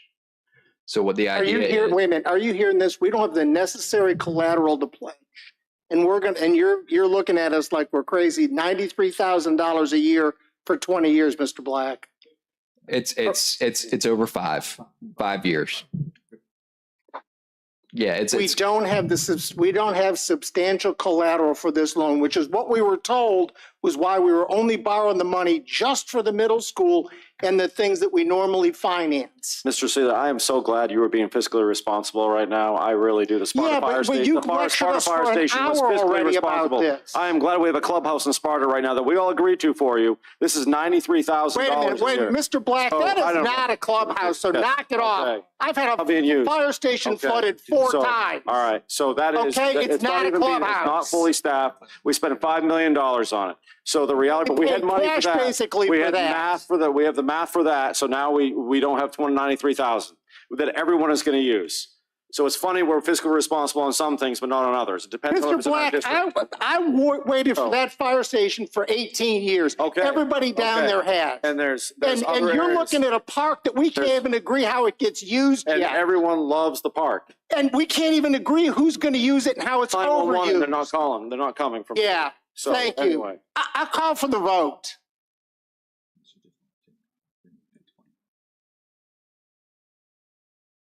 So, Call for the vote, Mr. Black.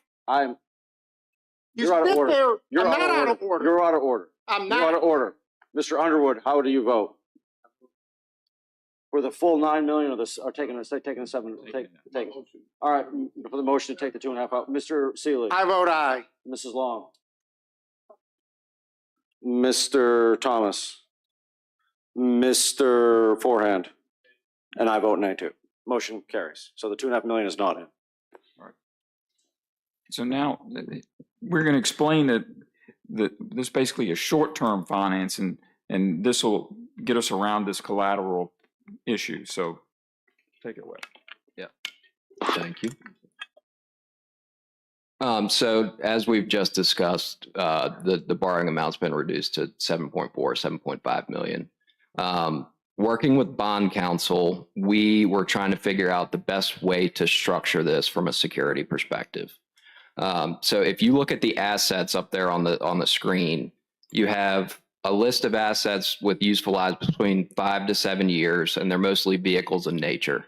You all have in the past have done equipment leases where you pledge the equipment that you're financing as collateral. So that's what we're recommending here for that portion, for the 5 to 7 year assets. For the middle school and the Rappahannock facility project, we are recommending you all move forward with a interim financing approach.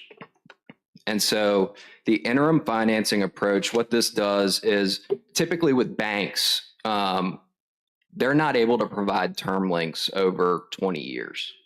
And the Rappahannock facility project would be paid off over 30, just given its useful life. So that coupled with the lack of collateral around the same value as this loan, we recommended to move forward with this interim financing, which is essentially interest only for 3 or 5 years. And that will help us bridge the gap until you all issue in the public market, which is more, it's not as strict on collateral. So the idea is it would be sort of put together in a basket with a future borrowing and sold in the public market. So that's the idea for these longer term projects, the middle school HVAC and the Rappahannock facility project. I'll stop there. Is any of that not making sense? Do you understand? Sounds Follow? like the 2008 mortgage Mr. Chairman, crisis. For clarity, we have collateral on all the things on the first page. right. So that's collateralized. What we don't have is for the Rappahannock River intake, any collateral. And this for middle the middle school, because the middle school's already got a loan against it. But we're doing interest only for 3 to 5 years. Correct. And On all of this. And then we will refinance this No, just or on roll this this part. into a financing. just on this one. Just on this part. The vehicles I and understand. stuff, the church. I understand the vehicles aren't a problem. I get it. Yeah, and so I Before get you you. go forward, Yeah, let me ask you a Yes, sir. question. Can you go back to that first page? Sure. Now, as I was asking before, when you guys were here a couple of months ago, you talked about us reducing our fund balance. Why is it that we can't, like a $70,000 tractor or a public utility vehicle, why can't we just pay for that and take that out of the borrowing when we have money to pay for it? And it won't hurt our standing in terms of our unencumbered balance. I mean, on our percentages. Yeah, I think, Tamika, you can correct me if I'm wrong, but I believe this was determined back when you all were doing the budget as to which was going to be borrowed and which was going to be paid for in cash. Is that correct? These were planned in the budget to be borrowed. But I'm saying, why can't we redo this and take it doesn't make sense to me. Let me ask a quick question. We're gonna borrow, basically on the old numbers, we were borrowing $10 million. How much were we gonna pay back?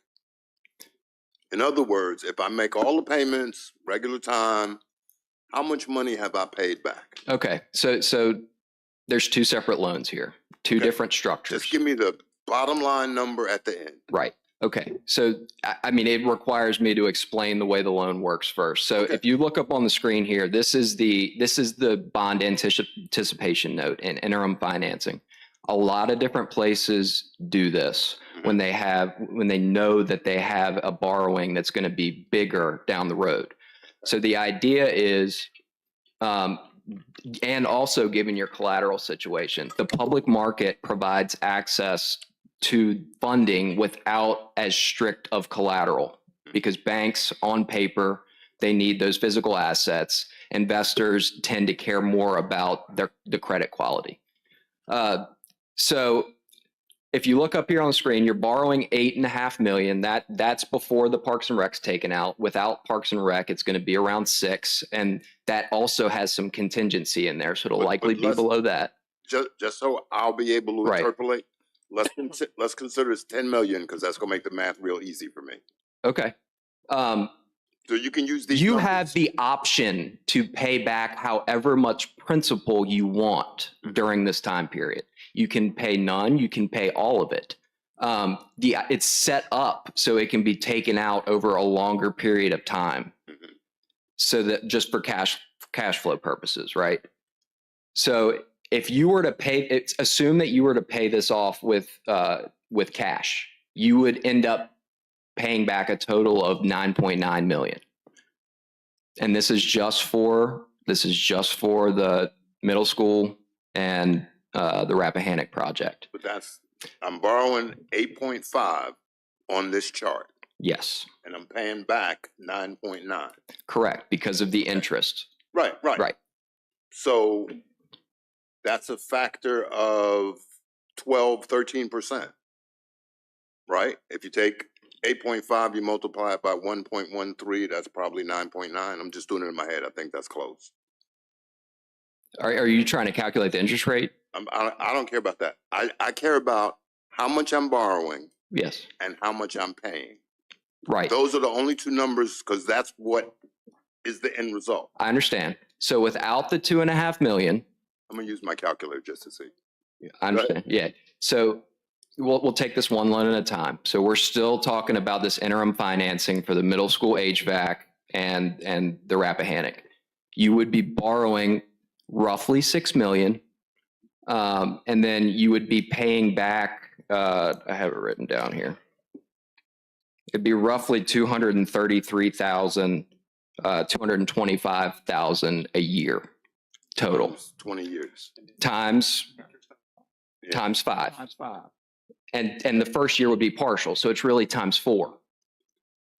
And that is until the bullet comes due. And when the bullet comes due, you can either come out of fund balance for the 6 million, or you can finance it over 20 years and 30 years, depending upon the asset we're But talking the about. principal doesn't go down during that whole period of time. No. You have the option to pay it No, down. but what we're paying with what you're showing, the principal does not come down. Right, unless you pay it. If we're paying interest only, so we're not, so this is back to the YMCA days when we paid principal, we paid interest only for 5 years. And then when we finally financed it, we financed the whole amount, which ended the 5 million cost us about 8.5 million. So we're in the same boat with this. We'd be paying interest only. What I was trying to figure out, real easy, simple math. The number came to be 16%, so 13 in my head wasn't bad. But what Mr. Underwood was saying was we're borrowing, we lost that slide, but we're borrowing $50,000 for truck, $70,000 for tractor, whatever. That $70,000 is going to cost me an extra 16% when I pay it off. So that's on the equipment lease side. So on the That's not on the same loan. Yeah. So on You the understand what I'm trying to figure out, right? so these are all of the 5 to 7 year assets. I think this is what you're talking about. And it's completely paid off. Yeah, but It's completely paid off. The principal's paid back, and so is the interest. There's two different kinds of loans. We're borrowing for things that we use, and then we're borrowing for big. This is the 5-year stuff, but this is right. The 5-year stuff, we're paying off. I'm still paying 12% of more because I'm borrowing it. It's not 12. Yeah, but I mean, 1.6 goes up by 10% Right. is another 1.6. It's pretty close. That's pretty good for math in your head on the fly. You know, that's close. So it's costing me 12% more to finance things, and that's all I was trying to get to was just that point. Gotcha. Okay. Right? If we have the, you understand what I'm saying? What I'm saying is this we're paying off in 5 years, in 10 years. The other stuff, we're only going to pay interest on for 5 years, and then we're going to refinance it. And again, that's what I'm saying. And I'm saying we shouldn't be borrowing money for anything we don't need other than the HVAC for the middle school, which we've got to do. They've already bought that. And that's already in progress. Yeah, and you're saying the same thing I am, but I'm just trying to figure out how much more it costs me. It's costing me. And that's what we're not factoring in this whole thing. The long-term stuff is going to cost me because I can't afford to spend $5 million, $6 million, whatever. Because we don't right have now. But 70, 80, 100,000, why would I pay 100,000 for something that ends up costing me 115,000 in the end? But here's what we decided when we did this in the budget work session, we said, we're going to finance this stuff and we're going to pay cash for other things that we want to do.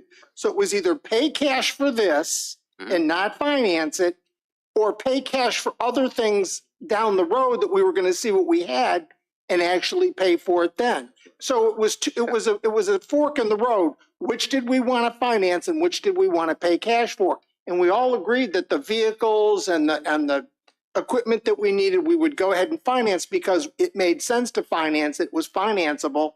And the other things that we were going to pay for that we wanted to do in Parks and Rec and some other stuff, we would pay for out of unencumbered balance if our fund balance stayed above what Davenport had said we needed to be at, which is why we rewrote the policy for what our unencumbered balance was going to be. Right.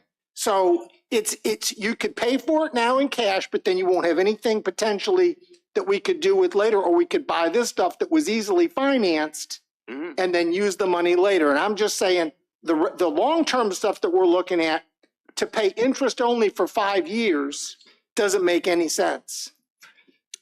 And I would probably agree with that. So, Mr. Seeley, let me jump in here. It's not guaranteeing you're going to have it outstanding for 5 years. Okay. The thought process is it was not known definitively when you'll have to go to the public market the next time. Correct, because we have a different problem in that we don't have anything that we can leverage as collateral until 2027. Yes. And that's the number. So we're looking downrange right now. What do we have to do? What are things we want to do? Right. So the things we need to do are those equipment things. The middle school HVAC was, we got to do it because it was do or die. Right. So knowing, and Courtney stood there as well as you did and said, you don't really have any borrowing capacity till 2027. I don't. Small, we had small amounts, $1 million, $1.5 million, $2 million. I think he was talking in terms of budget. So your cash flow. Correct. So, yeah. Correct. But I'm just saying, our ability to, we could borrow whatever we want. Our ability to pay wasn't there. And those were his words. You could borrow whatever you want because you could borrow to 183 million. Your ability to pay for that was really in question. And that's what he said. That's right. Colley. We couldn't borrow it because we couldn't pay it back. Mr. Colley, got a question for you. If we had an emergency today, some sort of emergency, pipe burst or something major happened, and we need to come up with $3 million, $5 million, some sort of emergency, I don't know. What would, how would we go? We have that in the bank. We would just pay straight up cash for it. That's why you all keep the unassigned fund balance at those levels. So we wouldn't need to borrow money to do something that Not for 3 or 5. You have a $10 million problem. You're going to be up against. Could we do it? No. You wouldn't have the cash flow to make the. You would need a tax increase, right? Is what you're saying? Well, no. I mean, you're going to give that cash out. You would have to borrow money. You either have to do revenue anticipation note. Oh, yeah. I would like to add the Rappahannock money is for land acquisition, plant site, and all kinds of right of way. Correct. So that was why that's in the budget. That's and why I it was get in the it, but budget. we've got to have it now. Right. And just like the HVAC. The two things that you've got left now that you got rid of parks are the things that we feel are imperative and must keep moving forward. And the only reason we added parks was because I had the cigarette tax money to try to offset that payment. So money was there. All right. But I'm like I said, but if you're taking that out, and we don't, we have the flexibility to go out this far on interest only. In talking with Courtney, I mean, I'm pretty sure we're going to have to go in the bond market for a school. I don't know when. I haven't met with the schools, but that's coming. So we feel like we're going to be in the market to be able to take these two with the one big borrowing for that type of thing. How do you, just out of curiosity, how do you, if we have no collateral, how do you go into the bond market? I mean, because of the bond market, because then our credit, our rating, that's why we have our rating. Yeah. Right. Yeah. So that's an investment that people are making. Right. Recently, a lot of right. Okay. Yeah. So I think in 2021, 2021, y'all issued lease revenue bonds in the public market. Since that time, there's been sort of a shift in security preference, and investors really are starting to open up to buying bonds that aren't backed by anything physical. And we're seeing it in a lot of different places. And so that's something that Courtney and Dan are talking about and is part of this plan. And that is the reason why we wanted to go this route, is because it wouldn't pin you all down to using collateral. Okay. I got you. Going forward. And because it's a sort of thing where if you get it set up, you can issue under those same financing documents going forward. Okay. All right. Thank you. Yeah. I think I said the difference here was 12%. All right. Moving on to the next item on the agenda. You have to adopt a resolution. Oh. No, so I thought we already voted. They just need to. I thought that was pretty good off the cuff, right? 12.6. They just need to motion to approve the Approve Truist proposal. Adopt a Truist proposal. We've already taken the 2.5 million out. That's all you did was the 2.5 out, but you haven't approved to move forward with. I'll take a motion. Thanks. Motion to move forward with the Truist proposal for 7.5 million Seven, Not to exceed. Unless you want to- 749,319. 749,319. Second. I have motion and a second. Any discussion on the motion? All, sure. Turn your mic on. Just to make sure I'm correct, because I'm still on this thing about paying. We borrow the 7.3 or 7, whatever it is. Let's say we have a windfall of $1 million, we wanted to pay that. We can't. We can pay that Yes. to reduce our Yes. interest, correct? That's correct. That's correct. So some of the items that we have, we still can pull those out and pay for. That's on the lease. That's a different one. That's on the lease. That's on a different Okay. line. Thank you. You're welcome. Yep. All right, moving on to, You got to vote. Thanks, Steve. oh, yeah, that's true. They haven't voted yet. All right, we had a motion, I'm sorry, who made the motion? Mr. Underwood? And then who had the second? Mr. Forehand? All right, I have a motion and a second. Any discussion? All those in favor say aye. Aye. Motion carries. All right, we are next to, we've done the supplemental appropriations. We're on 9C Keystone, if that's correct. Mr. Underwood, that was yours. Mr. Chairman, you hear rumblings and grumblings all the time about Keystone, and we spend a lot of money. And I just need an honest evaluation of what's going on with Keystone and what's our cutover date and what are the impediments and when will they be taken care of?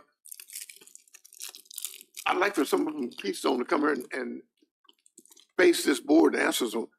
I don't think it should take 3 years. Well, when we were originally with Munis Tyler, our first that we picked first as our number one, their plan was 4 years.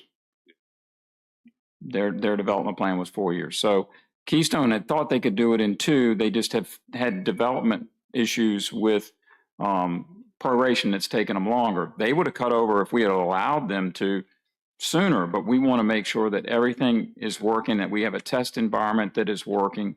So we can certainly invite them here. I saw an email today that they believe they're 98% of getting the data and the history files that the commissioner's office wants. We've wanted things that Powhatan didn't ask for. And so we're having a learning curve on some of that. Well, who else was using this Keystone and the proration? Is there anybody? Nobody else using proration but Powhatan. That's why it had to be developed. So we're developing a system for them. We're not. They are developing proration, the proration part for personal property. But we're paying for it because they've never done it before. So it's a product that they can use and then sell again but we're the guinea pig, basically. Well, probably, yeah. We're the investor, yeah. Mr. Well, I mean, that was can the tell you a same. little bit about this. Can you help me? I used to sell these kind of systems. Right. And relatively speaking, we have not spent a lot of money. Correct. I sold the financial system to Henrico County. Their system cost $1.8 million. How much have we spent? 400, and that's a Tamika question. What's the number, Tamika? I'm just telling you the software cost. 448. That was just total for. It was less than the Tyler Munis was going to be 600 and something, so it was less than what we were planning to spend with Tyler Munis. Now we haven't paid for the installation and the application and all the customization. So they didn't. They're building a formula for proration. Correct. When we bought it, they said they could deliver proration. That was in the price. But they haven't delivered yet. Not yet, no. But the other company that we talked to had delivered it to someone else. Oh, yeah, but what we found with them was the commissioner and the treasurer didn't like that in multiple counties we went to visit. So that's why we came away from that company. Maybe I'm being impatient. And you hear different squabbles about this, about that. And If you were around when Bright was developed and was brought into the county, you would have heard a whole lot more because they were not well liked at all. Unfortunately, I stand here having worked in local government, 38 years. So I was around when Bright started almost, and they have developed to being a very good package. But they didn't start that way either. So I think some of that the Virginia market is very different from anywhere else because the Tyler Munis product has got like 4,500, 5,000 installs nationwide, but that doesn't mean it fits in Virginia. Every one of these applications is different because every county does something a little bit different. Now you haven't had the fun part is when we get to the next upgrade, they have to do that thing all over again. It never stops. When we're going to pay maintenance, you'll pay maintenance. Yeah. It never stops. But you're going to have a system that supposedly, when it's working, is going to give us the information we need. Correct. Almost instantly. And hopefully better than what we were getting before. That's what our goal is to do. At least what Bright was doing, and hopefully better. It may not be better day one, but hopefully will be better. It's PC based instead of AS400 based. And the top vendors would have never come in to talk to Caroline. The top vendors would have never come in and talk to Caroline. in my lifetime, I'd like to see it working. Yeah, if I just may make a comment on this, Miss Long was with me when this summer we went around to the different departments, and that was a big concern among all the departments. And I don't know how long it's been around, but they were. Keystone's been around for years. They have some users in Virginia. Right, but I'm saying that we've been using them, or some of them took a while to get on, and it was a common theme. Not just with one department, it was a common theme. We hear the same things. You're not hearing anything that we haven't heard, but this is just new and it's change. Okay. Yeah, and if you were to throw it all away, you're going back on Bright, and we know they're having problems with support. So, and it'll take RFP and another year plus to get another system, and then you're probably looking at $1 million because the price we've got is before inflation. I would just like for something to work so we can ask the question, get an answer, get some data, and it be valid and reliable. We're pushing. Are we running payroll off of it? Yeah, we're running payroll. Yeah, off finance of is working off of it. Yes, payroll's off of it. It's a commissioner treasurer. Planning is getting ready to go live. I don't know where they went, but I think planning's going live maybe in December. Does that sound right? I'm not the project manager. That's Jennifer Ernest. So we need some people here that are more in depth in it than I am. But I'm pretty sure planning's going live, which then leaves utilities. Utilities can't go on until the treasurer goes on. The treasurer and the commissioner got to go on together. Utilities, they've all got to go on together, and we've determined that the best time to do that is July 1st. So that is not set in concrete yet that we're going. We want it to work. So, but that would be our next opportunity. It'd be July 1st, 2025. You have more patience and understanding than I do, so I'm going to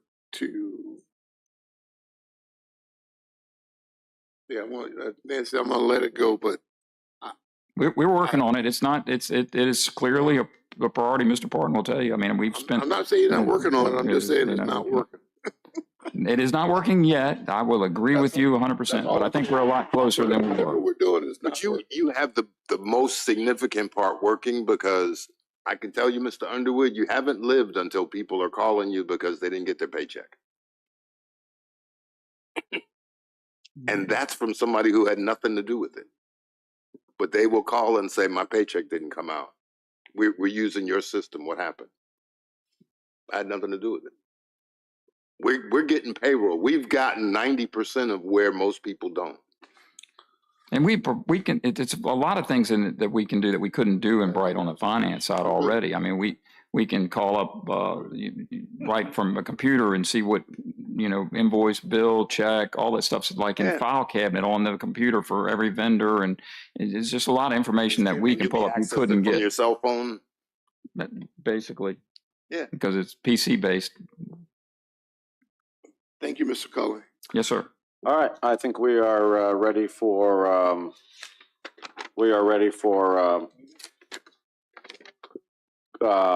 closing board comments. I think we're going to go to that first. Information calendar first. Yes, let's go with that first. We updated your projects, and don't forget your public hearings and your planning commission recommendations now in the back under information.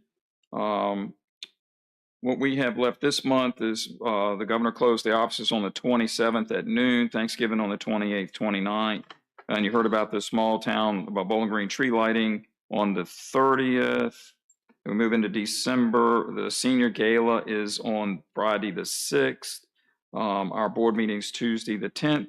And right after that, the holiday employee luncheon at Bowling Green Town Hall is on the 11th at 12 noon. We'll do, I'm pretty sure, unless somebody shakes at me, two seatings like normal. December 11th. The 11th, the Wednesday after the board meeting. Bowling Green Christmas Parade is on the 14th. County offices are closed again on the 24th and 25th. And not shown on this calendar, but will be closed on January 1st as well. And that is the calendar as we have it right now. All right. Closing board comments.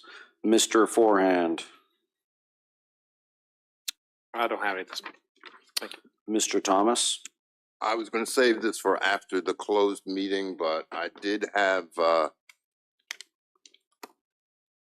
dinner. I'll say I sat at dinner with two supervisors from Essex County, and I talked to our state senator, Richard Stewart, at the VACO conference, and hopefully we'll be able to talk about those things when we come out of the closed meeting. Mrs. Long. I want to wish everybody a happy Thanksgiving because we're not going to see one another again until after that. So enjoy, and regardless of how much back and forth, it's nice to know, and I want you all to know that I am thankful for all our staff. I am thankful for all of you up here. I'm thankful for Caroline County for being a great place to live. And just count your blessings, and I will look forward, I think, to our next meeting. Thank you. Mr. Seeley? I have nothing. Mr. Underwood? No, I'll save it till the next meeting. No comments, Mr. Chairman. I just have a really quick one, closing board comments. I mean, I know people get heated up here, and sometimes I do, and I don't want to, Mr. Seeley, I don't want you to think that I voted for the Sparta Fire Station. My point was that I feel like I'm very passionate about that, and I really want, I want us to have good parks for our citizens. And so I feel like we do sometimes have the money when we need certain things, and then other times we don't. It's a matter of a different opinion. That's fine. I will continue to fight for Parks and Rec. I think Mr. Forehand is on the same wavelength, and that's all I have. So I'll take a motion to go into closed session. I move that this board convene in closed meeting pursuant to the consultation with legal counsel and litigation exceptions of section 2.2 3711 A7 A8 of the Code of the Virginia for consultation with the county attorney and discussion with staff regarding pending regulatory action and litigation involving the county, where discussion in open meeting would adversely affect the board's litigating posture. I have a motion to go into closed. Wait a minute, I think there's a second one. The contract exception of section 2.2-3711 A29 of the Code of Virginia for discussion of the terms of a potential performance and incentive agreement relating to a development project in the Mattapan district, where such discussion in open session would adversely affect the bargaining position and negotiating strategy of the county. All right, so I have a motion to go into closed session. Do I have a second? Motion and a second. Any discussion on the motion? All those in favor say aye. We are now in closed session. Have a good night, everybody.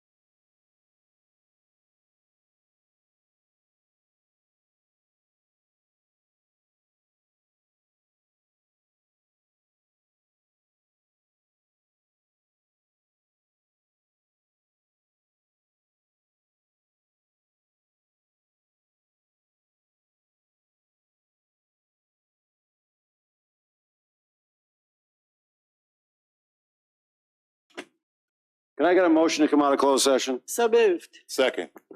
I have a motion second. All those in favor say aye. Aye. Mr. Chair, I move that the Caroline County Board of Supervisors certify that to the best of each board member's knowledge, only public business matters lawfully accepted from the open meeting requirement by Virginia law were discussed in closed meeting to which this certification applies, and only such public business matters as were identified in the motion convening the closed meeting were heard, discussed, or considered by the board. Second. I have a motion and a second. All those in favor say aye. Aye. Motion carries. Mr. Forehand, do you so certify? I so certify. Mr. Thomas, do you so certify? I so certify. Mrs. Long, do you so certify? I so certify. Mr. Seeley, do you so certify? I so certify. Mr. Underwood, do you so certify? I so certify. And I so certify too. The only thing I would like to mention is after a closed session, the Board of Supervisors for Caroline County has decided to direct staff to remove industrial cooling from the county's DEQ permit application. Rappahannock withdrawal permit application. I will take a motion now to adjourn. So moved. So moved. Second. All those in favor say aye. Aye. Aye. We are adjourned. Thank you, everyone. Thank you. Thank you very much.